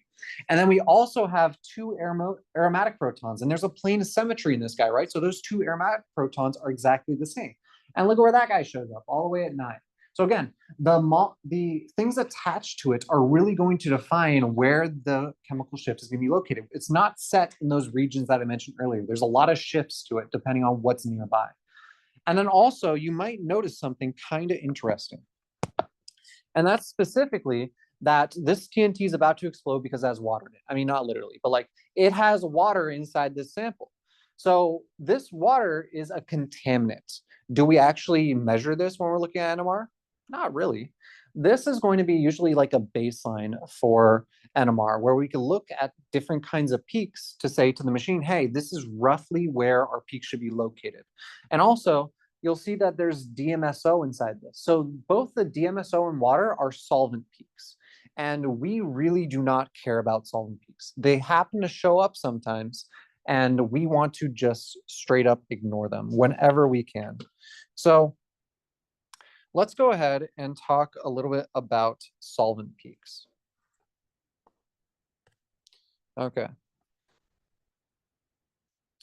So 4 different kinds of solvent peaks And this is going to be the case for almost all of NMR.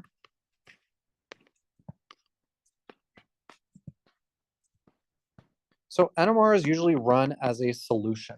It's a lot easier to run NMR if you're running liquid state NMR. You can run solid state, but it's like a whole different process. So NMR is run as a solution most often. So if it's run as a solution, again, remember how we talked about like deuterated solvents? We're going to use deuterated solvents as the standards.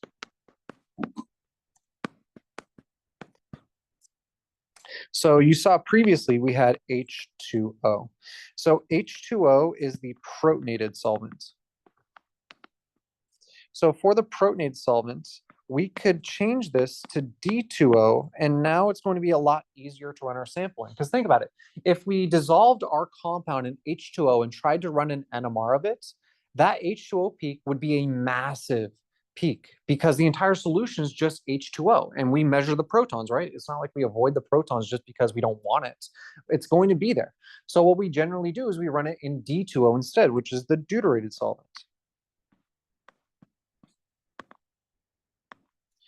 So remember that protonated is H1 and deuterated is going to be H2. It might also be represented by a D. And these aren't the only ones we use for NMR. A really common one is going to be CHCl3. That's chloroform right there. So for chloroform, that's the protonated version. We usually run instead CdCl3. It's preferable to use solvents that have very few protons to begin with, because if it has very few protons to begin with, then that means it's a lot cheaper to get. Like deuterated water costs about like, I think it's $60 or $120 per about like, you know, those like 5-hour energy shots, about that much. It's like 120 bucks for that amount. So it's really expensive to get deuterated solvents. Chloroform, since it doesn't have that many deuterated hydrogens on it, that guy costs around like $60 for the same shot bottle. Compare that to something like acetone. So I think you guys are familiar with acetone, right? Acetone looks something like this. And we got a lot of hydrogens on acetone. And let's go ahead and deuterate it.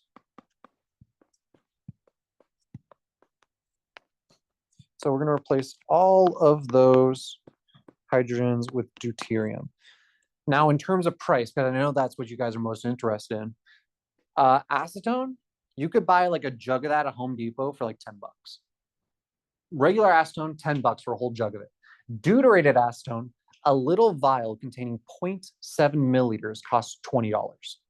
So if you wanted to get the same amount of deuterated acetone in that big old jug, it costs nearly like $10,000.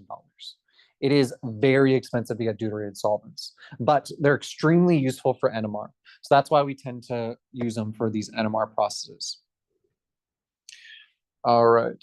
So on top of that, there is one specific solvent that I want you guys to be really familiar with, and that's going to be TMS, which stands for trimethyl or tetramethyl, sorry.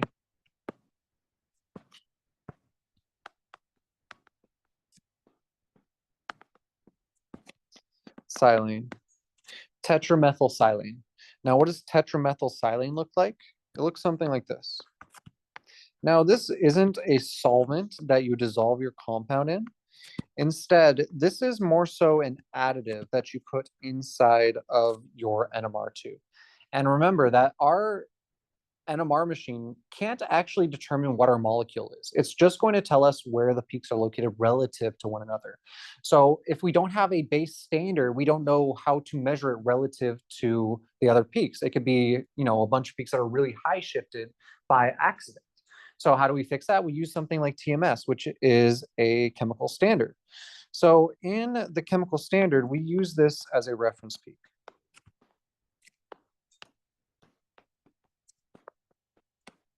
And for this reference peak, what we're going to look at is in the hydrogen NMR,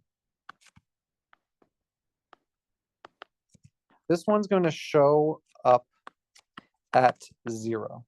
This shows up at exactly 0, that hydrogen right there.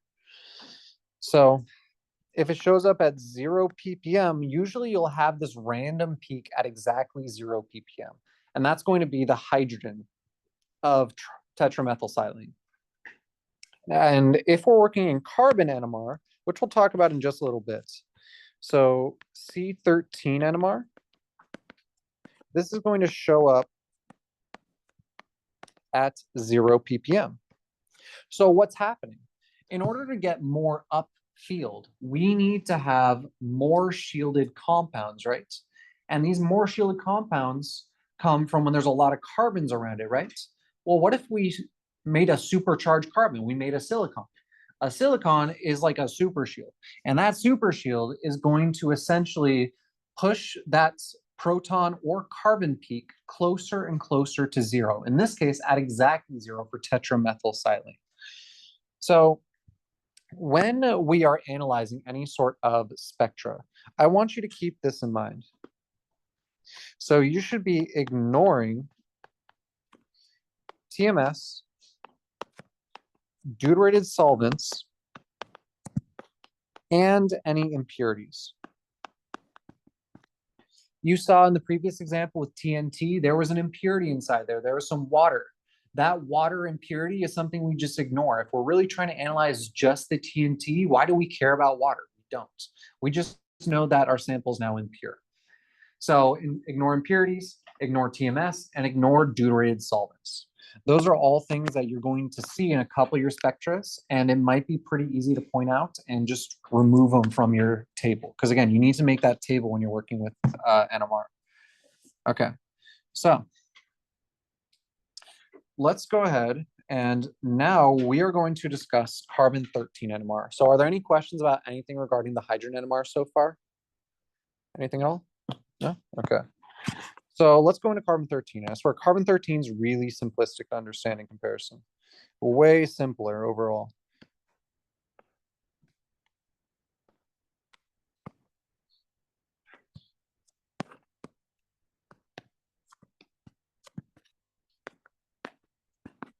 So where proton NMR is the analysis of H1, C13 NMR is the analysis of C13 isotope.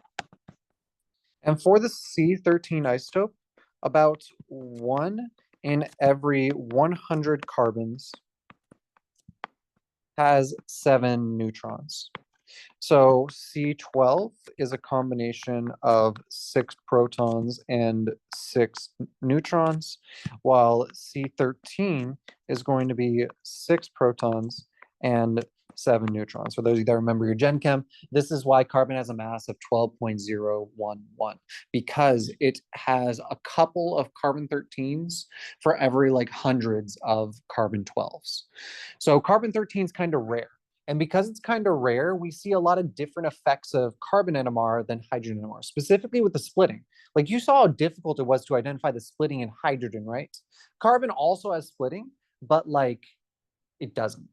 It is so rare to see carbon-13 that we don't look at the splitting anymore. We look at other things. So for this part, for carbon NMR, we're going to look at 3 different aspects. So for these 3 different aspects, we're going to look first at the chemical environment.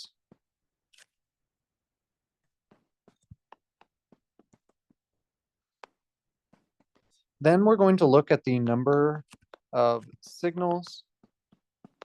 And then lastly, we're going to look at the peak height. So these are the 3 aspects that we can get from a carbon NMR. So a lot less than the hydrogen NMR, but it's a lot simpler in comparison. So that's the nice thing about this. So let's start with the chemical environment. So when we're talking about the chemical environment, let's go ahead and first look at the x-axis. So 1, 2. So we have 0. And then in comparison to hydrogen NMR, which is usually on a range of like 0 to 14 ppm, carbon NMR could show up anywhere between like 0 all the way to like 250. We're just going to analyze up to about 200 today. So for these different ranges, let's first start with the range in between about 10 all the way to about 40. Inside this range right here, which is again the more upfield region, the upfield and downfield is still the same. This is going to be our more shielded stuff.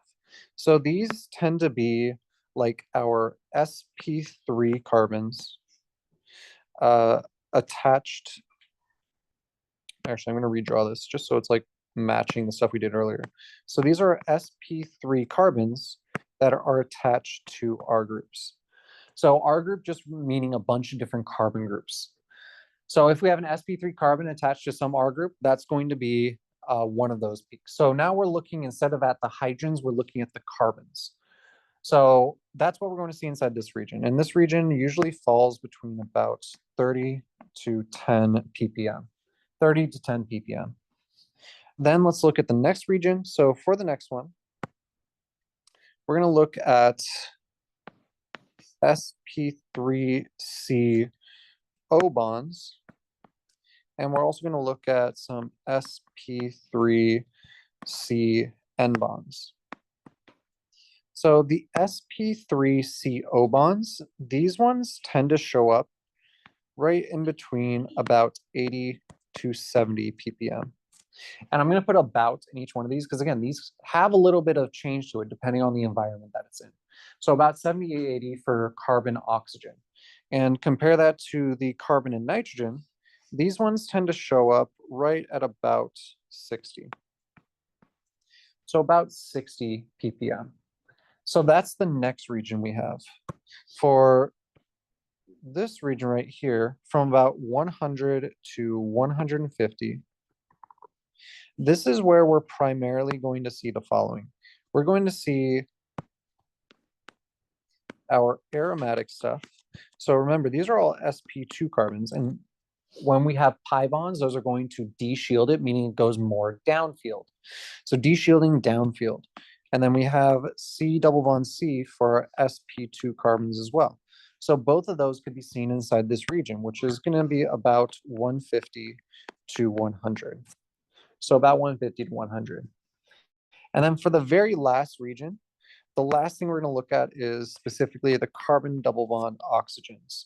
So the carbon double bond oxygens, these guys are going to show up from about 200 to 180. So these are the rough regions of each of the different types of carbons that you're going to see in this class. So that's the chemical environment. And honestly, we're just going to kind of build off all these different rules that I mentioned a second ago. So questions about the environment so far? Making sense, hopefully? If not, hopefully you got it written down.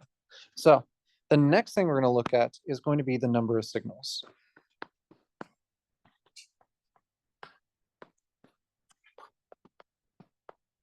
So the number of signals is going to be extremely similar to hydrogen NMR. So imagine we have the following. So we have 2-butanone. So for 2-butanone, let's go ahead and look at what its carbon NMR is going to look like. So if this is our axis right here, and we're going to have 0,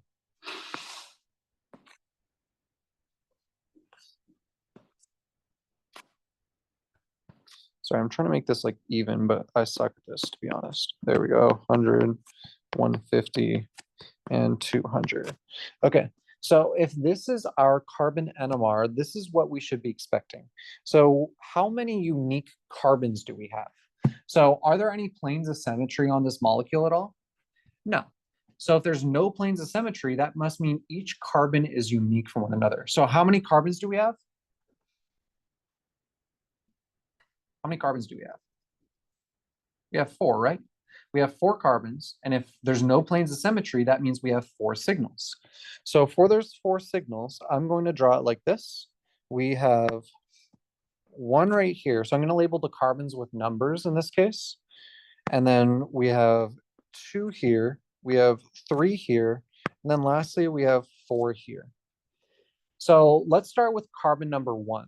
So for carbon number 1, this is attached to a C double bond O. So if it's attached to a C double bond O, just like in the chart we have, that should show up between about 200 to 180. So let's go ahead and plug that one in. So carbon number 1, and your NMRs aren't colored. I'm just doing this for the sake of clarity. So we should have a peak right about here. And they literally just look like straight up lines. So that's a straight up line at about 180. Then we're going to go to carbon 2 and 3. So these are sp3 carbons, right? So sp3 carbons tend to show up a lot lower. So in this case, the sp3 carbons are going to show up right around 40. So we got peak number 2. I'm going to redraw that. I'm going to try and make them all the same height. You'll see why in a little bit. That's peak number 2, and that's peak number 3. So right there and there. So, and then one last one, it's going to be peak number 4, which is going to be, it's going to be like out here more or less. So do you guys know why or want to guess why I put the green carbon all the way really low in comparison to everything else? Why is the green carbon all the way down here? Anyone want to take a shot at it?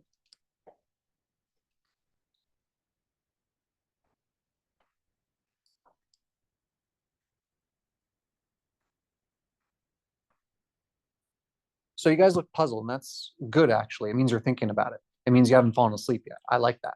So since we're still awake right now, the reason that green carbon right there is so much lower is because this is the furthest from oxygen.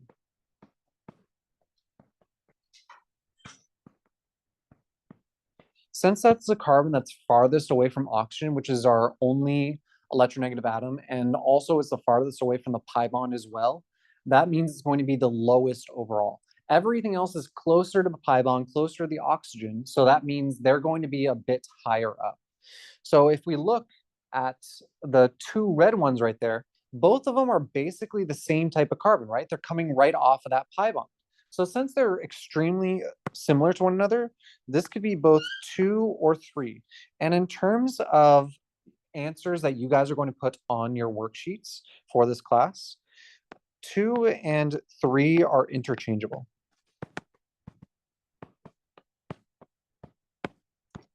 2 and 3 are interchangeable, specifically in your assignments.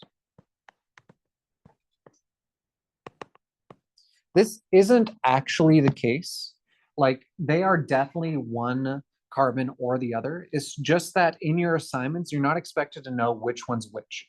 Since they both show up in about the same region, we could assume that they are roughly similar in terms of their chemical environments. So for that reason, if you replace 2 and 3, you won't get it wrong. But they are actually representing a specific carbon. It's just you don't need to know which one. As for peak number 1, all the way over here, that's definitely going to be the carbon double on oxygen carbon. So that's how we're going to look at different kinds of signals. Any questions about the signals so far? Okay. And let's jump into the last one, which is going to be the number or the peak heights.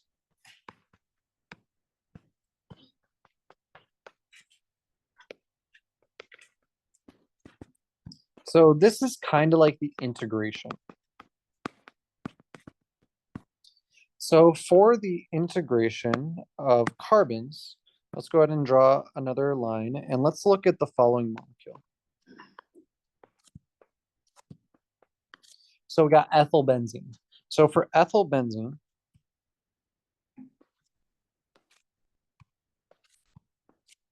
and we got 0, 50, 100, 150, and then 200. Ethylbenzene right here, does it have a plane of symmetry? Does ethylbenzene have a plane of symmetry? It does, right? It could be divided right along the middle. So we're going to divide it specifically right through here along the aromatic ring. So on that division, that means we have 2 symmetric protons. So it's going to look something like this, where we are going to have, and I'm going to number this preemptively. You do not need to number it preemptively, but I will, just so you can see exactly what's happening. We got 1, 1, 3, 3, and we got 2 here. We got 4 here. We got 5 here, and we got 6 here. So we have 6 unique carbon peaks inside of our carbon NMR. So for our carbon NMR, let's go ahead and look in the aromatic region first. So the aromatic region is going to be about 100 to 150. So what we're going to see is a pattern that looks something like this. And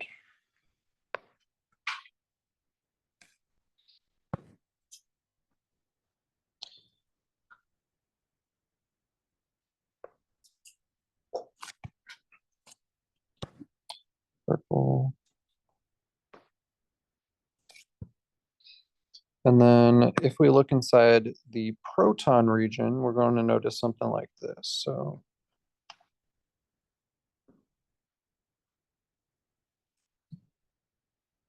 I'm trying to make this really, really accurate. So it looks something like this. And then it looks something like this. Oh, that's wrong. Hold up. Sorry, I'm a lot more used to hydrogen than carbon. So this is a little weird to me. But this is the pattern we're going to see right here. Now, again, this won't be colored when you're actually given the carbon NMRs. I've colored it just so you could see the different peaks themselves. But if these were all black, let's say, how do you analyze this? So when we're analyzing this, you're not expected to know like which carbon is which. So take, for example, carbon 1 and carbon 3. Both of these have 2 carbons being represented by it, right? Because there's this plane of symmetry down the middle. So that means it's got to be one of these peaks that are twice as tall. The height is going to represent the integration. So you see how all these peaks right here are about the same height?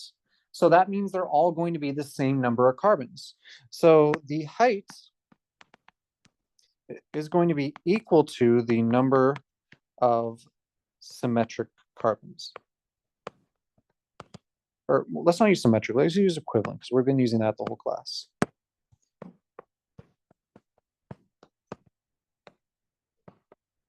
So the number of equivalent carbons.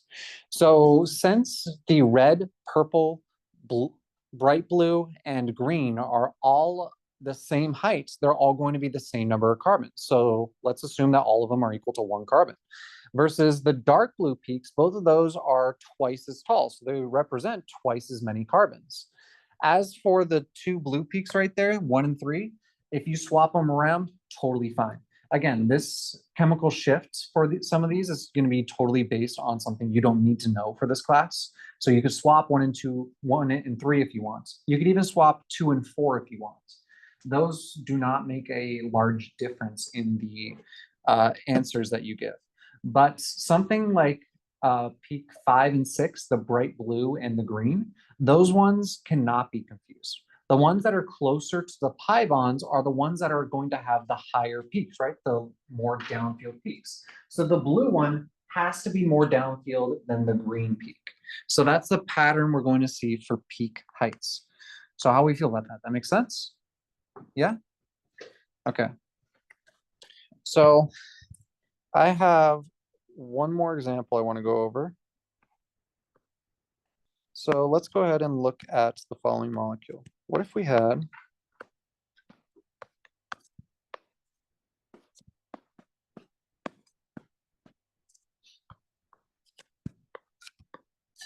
so for this molecule right here, let's go ahead and find out what the carbon NMR is going to look like.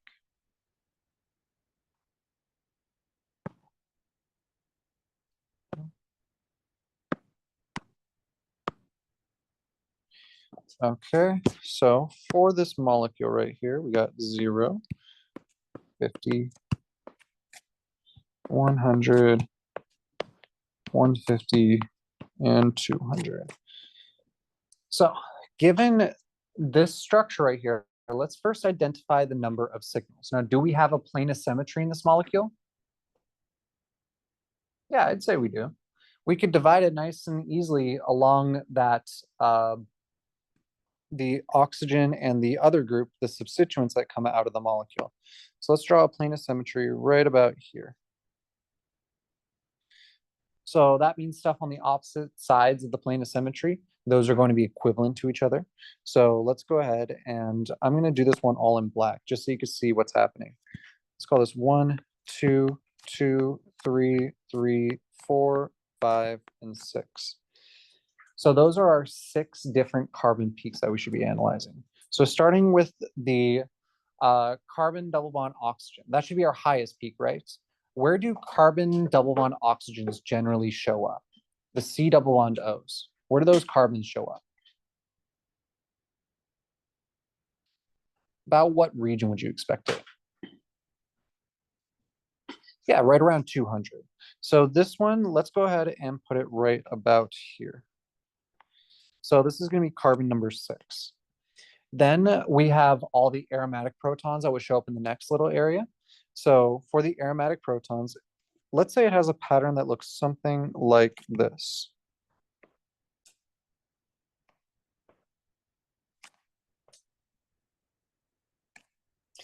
So for those aromatic protons, 1, 2, 3, and 4, which one applies to which one of these peaks right here? So what we're going to do is we're going to say that, hey, 2 and 4 represent 1 carbon each, right? So they should be the ones that are half the size. So if I say that this one right here should be 1, and this one right here should be 4. Now, why did I specifically do this pattern right here? It's because this one is also next to an oxygen, and it's next to the aromatic ring. So you can't flip these two. That one needs to be next to the electronegative group and the ring itself, where there's a bunch of pi bonds. Both of those are de-shielding, meaning that's going to make that peak a lot higher than what 4 is, because 4 is only in the aromatic ring. It doesn't have an oxygen right next to it. So 1 and 4 for those guys. As for 2 and 3, again, these are going to be totally up to you as to how you guys pick and choose which one's which. So 2 and 3 are like more or less interchangeable for you guys. And then lastly, don't forget about the last carbon. It's going to be about this tall. So this last carbon down here, this is going to be carbon number 5. So for that carbon number 5, it's adjacent to the ring, so that de-shields it, and it's adjacent to the carbonyl, so that de-shields it, but it's not attached to an sp2 carbon of any kind, so it's definitely going to be a lot lower than the remaining ones.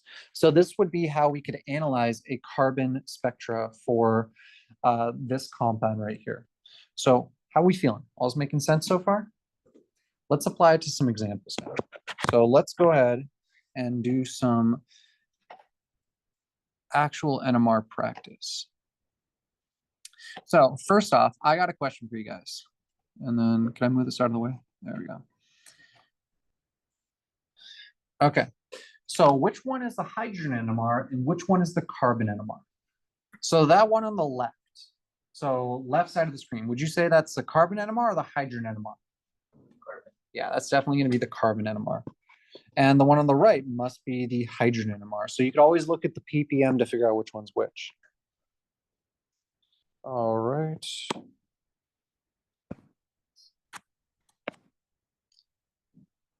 I don't get why this iPad hates me. There we go. So this is the carbon NMR. That's an M, I swear. And that's a hydrogen NMR. So look at the ppm to figure out which one's which. Now, given that that's a carbon and that's a hydrogen, let's go more in depth now. So we're going to analyze what this structure is going to be. So you determine that the chemical formula is C7H9N. You find that there's an aromatic ring inside the IR spectra. What is the structure? And you should be making a table for each of these different graphs. So what I'm going to do is I'm going to build the table with you guys, and I want you to try and figure out what the compound actually is. So let's make the table first. So for the table, let's go ahead and look at the carbon first, because I think the carbon is just a lot easier in general. So for the carbon, we have our labels.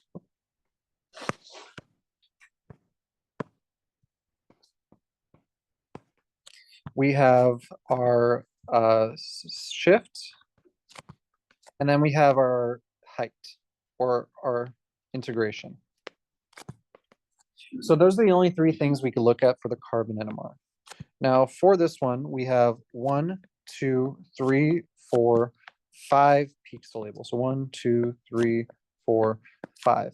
For our shifts, let's just put an approximate value.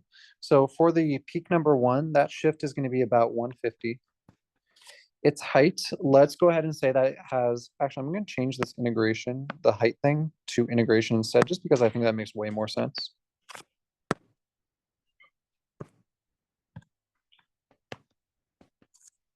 So the integration, it's about 1. I'd say it's about 1. That's the lowest peak. So the lowest peak, the lowest height, I'd consider that to be 1. And then if we go to peak number 2, that's at a shift of about 130. Its height, I would say, is like 2. It's like twice the size of the other ones. So you're making estimations for those peak heights. And then for peak number 3, it's at about 118. So this one has a height of about 1. Peak number 4 is at about 1, what is that, 11? So that has a peak height of about 2. And then peak number 5 is at about 30. Has an integration of about 1. So carbon's real nice and easy. The first step should be making these tables for these different spectras. Now let's go ahead and do the exact same thing, but this time for the hydrogens. So for the hydrogens, again, remember I was saying that those aromatic peaks really, really hard to identify the splitting patterns of these guys. So we're not going to focus on the splitting quite yet. We're going to use the integration and its relative position to figure it out. So I'm kind of out of space, so stay with me for a sec. I'm actually going to erase the carbon NMR. Hopefully you guys have it written down, just because I need the space right there. Okay, if you don't have it written down, I'd be happy to go over with you one more time. So let's look at, for the hydrogen NMR, the label, the shift, the splitting, and lastly, the integration. So for the label, let's go ahead and label this A, B, C, D, and E. So A, B, C, D, and E. I specifically use letters and numbers because that's what you just commonly see in this course. If you change up the way you label this, totally fine. But like, I'm just letting you know, this is how this course is going to be labeling us for like answer keys and stuff like that. So for the shift, let's start with A. A is right about maybe like 7.2. It's splitting, no idea. Absolutely no idea. Ignore that. As for its integration, what's the integration of peak A? What do you think? It's 2, right? Based on the table that's given, the HNMR integration, it's about 2. So 2.02 rounds to 2. Okay, go to peak B. So this one's going to be at a shift of about like 6.6. It's splitting, no idea. Don't worry about it. Its integration, pretty close to 1, 1.11 rounds to 1. When we go to peak C, that's going to have an or a shift of about 6.5. And it's splitting, no idea. Integrations, 1.86 probably rounds to about 2. And then when we go to peak D, so for peak D, that's going to be right around 3.6. And then for its integration, what do you think 0.74 rounds to? Just 1, yeah. And then lastly, for peak E, that one's going to be right at about 2.8. And it's splitting. We could actually get the splitting of this guy. That looks like a singlet, right? I'd say that's a singlet. So it has an integration of 3 in this case. And then we could probably get the splitting of D as well. That one's probably also a singlet. As for the other ones, we can't really use those to determine our structure quite yet. So given these pieces of information, you guys should be able to figure out what the chemical formula is.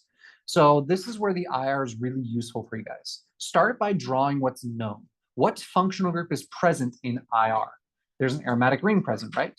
So start with that, build your aromatic ring, and then from there, you're going to try and figure out what groups are attached to it. I'm going to give you guys like 3 to 5 minutes to figure this one out. What do you think the chemical structure of this compound is? What is the chemical structure using both the hydrogen and the carbon NMR?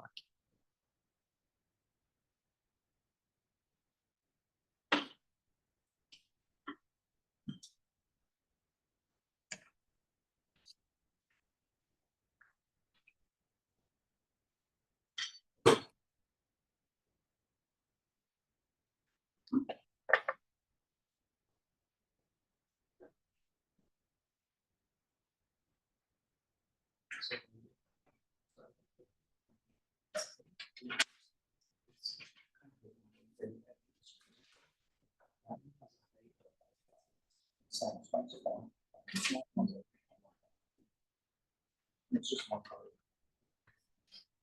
Here it's 2H, here it's 1C. And then you look at something that would be this control. That's without. Yeah, I'm not sure. Yeah. And there's one down there. Yeah. Exactly.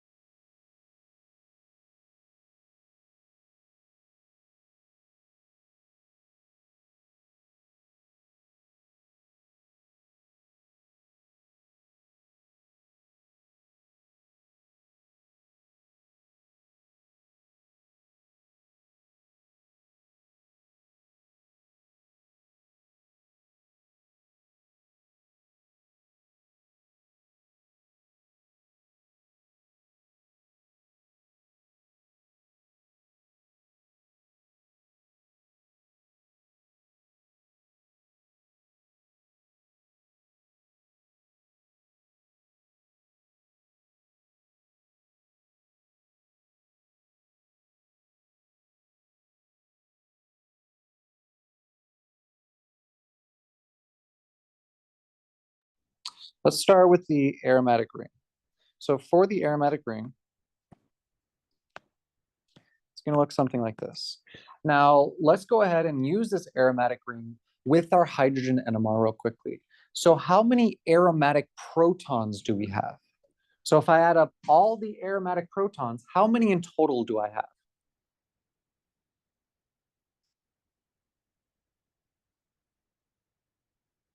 Not 9. just the peaks inside this region, if I add up all these numbers right here, these 3 peaks, how many do I have in total? 5, right? So I have 5 aromatic protons, which means that it's mono-substituted. There's only one substitution on that aromatic ring. Because think about it. If I had 2 substitutions on the aromatic ring like this, now I only have 4 aromatic protons available.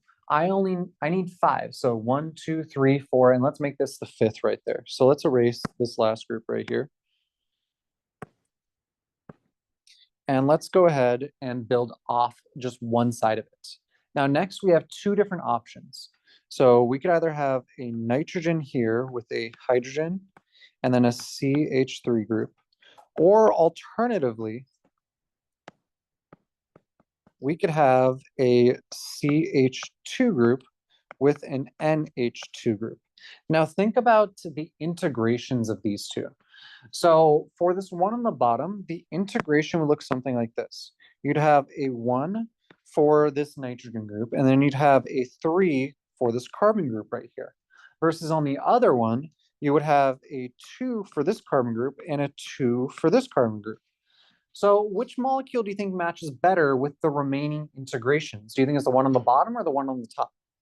Yeah, the one on the bottom matches better because it has an integration of 1, which matches with this peak right here, and integration of 3, which matches with this peak right here.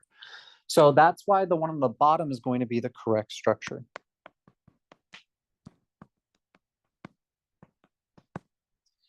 So is that kind of making sense a little bit? So if you guys could just draw 100 structures, it might actually be to your benefits. If you could think of all the different you talk about isomers, right? If you could work on all the different isomers and then really break it down, like why can it be this one? Why can't it be this one? I think that will be actually a little bit helpful. So once we drew that aromatic ring, all we had left was 1 carbon and 4 hydrogens and one nitrogen. So how could we arrange those in one of these 2 patterns? So those are the only 2 isomers that are remaining that work, given that it's mono-substituted. Okay, so let's go ahead and try out another. So in this molecule, you find that the chemical formula is C5H12O. You find an alcohol peak in the IR spectra. What is the chemical structure? And so for some other hints in the IR spectra, let's assume that there's no sp2 carbons, there's only sp3 carbon hydrogens. So given that piece of information, what do you think the structure is going to be? So for this one, it might be helpful to draw a couple of different isomers. And also, I want you to look at the integrations. The integrations are on the bottom this time. And for the integrations, do you think we have 10 of those hydrogens on the leftmost peak when we only have 12 to distribute? No, probably not. So remember, these are normalized responses. So just like the peak heights, where we take the smallest peak and assume that to be 1, let's take the smallest of these integrations and assume that to be 1 as well. So if we take 9.6 divided by 9.6, this is going to give us an integration of 1. So this is 1 hydrogen here. For the next peak at 11.9 divided by 9.6, that's about 1 hydrogen here. If we take 39.0 divided by 1 hydrogen, that's going to give us, 39.0 divided by 9.6, that's roughly 4. And then for the last one, we have 59.5, divide that by 9.6, that's going to give us roughly 6. So do the integrations, all the number of hydrogens, add up to 12 now? Yeah. So this is probably the integration that we're going to see. So this is very similar. Have you guys learned about equivalence yet? Not really? Okay. You'll learn about equivalence later on. It's a very similar principle. You take the smallest of the numbers and divide that to every single integration in this case. And then we can get our integration like this.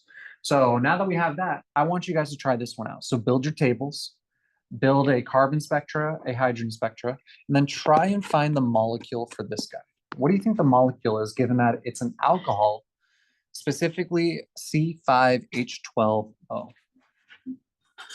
What do you think the molecule is going to be?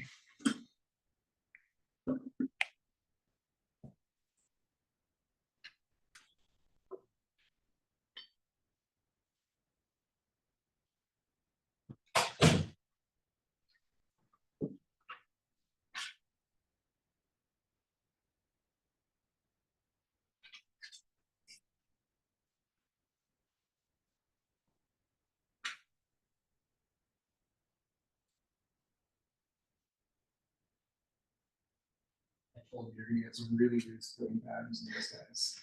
Really weird splitting patterns.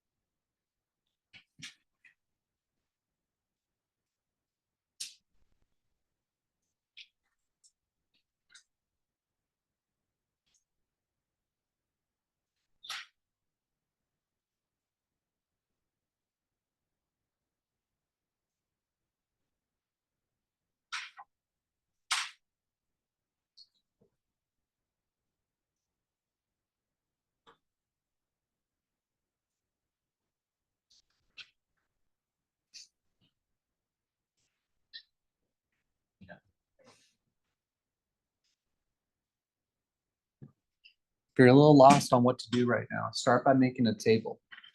If you can make a table, that's going to help you out a ton with these kinds of processes.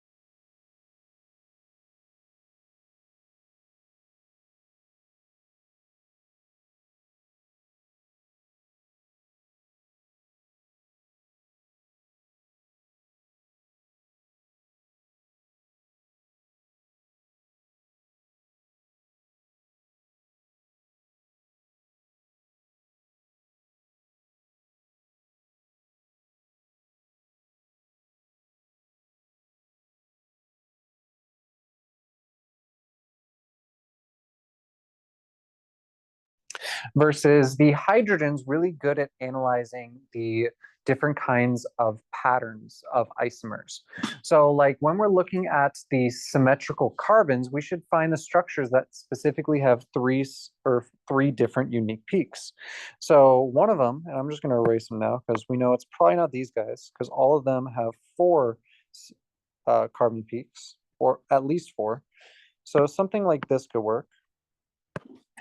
Something like this might be able to work as well. Oops.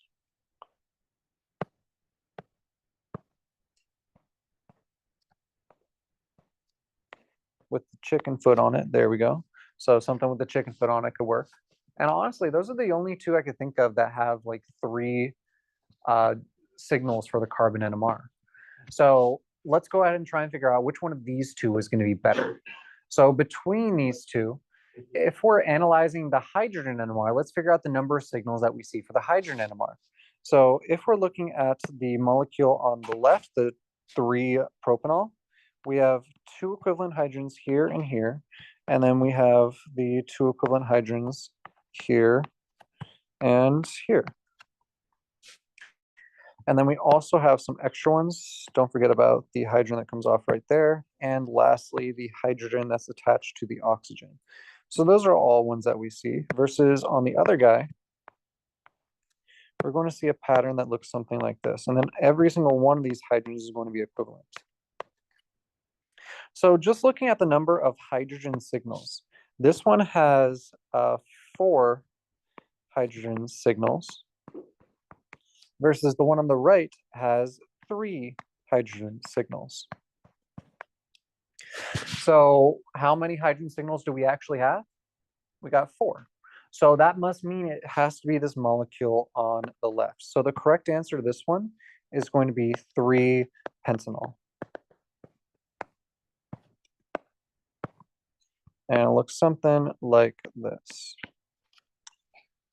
So then you could go back in retrospect and kind of look at each one of these individual peaks and figure out exactly what the splitting pattern is, making sure it matches up and everything like that, because it should match up to the table that you have drawn. So any questions on this spectra or anything regarding NMR that we've covered today? Okay, so I'm not gonna lie to you guys, I made a whole bunch of these. So I have another example, but I know you guys are tired and you have to go to lecture and do another 2 hours of content. And I understand that that might be a bit too much. If you want to practice with me, I got some more stuff. I'd be happy to go over them with you. But you guys are not forced to stay at this point. If you want to practice more, fantastic. If you don't, fantastic.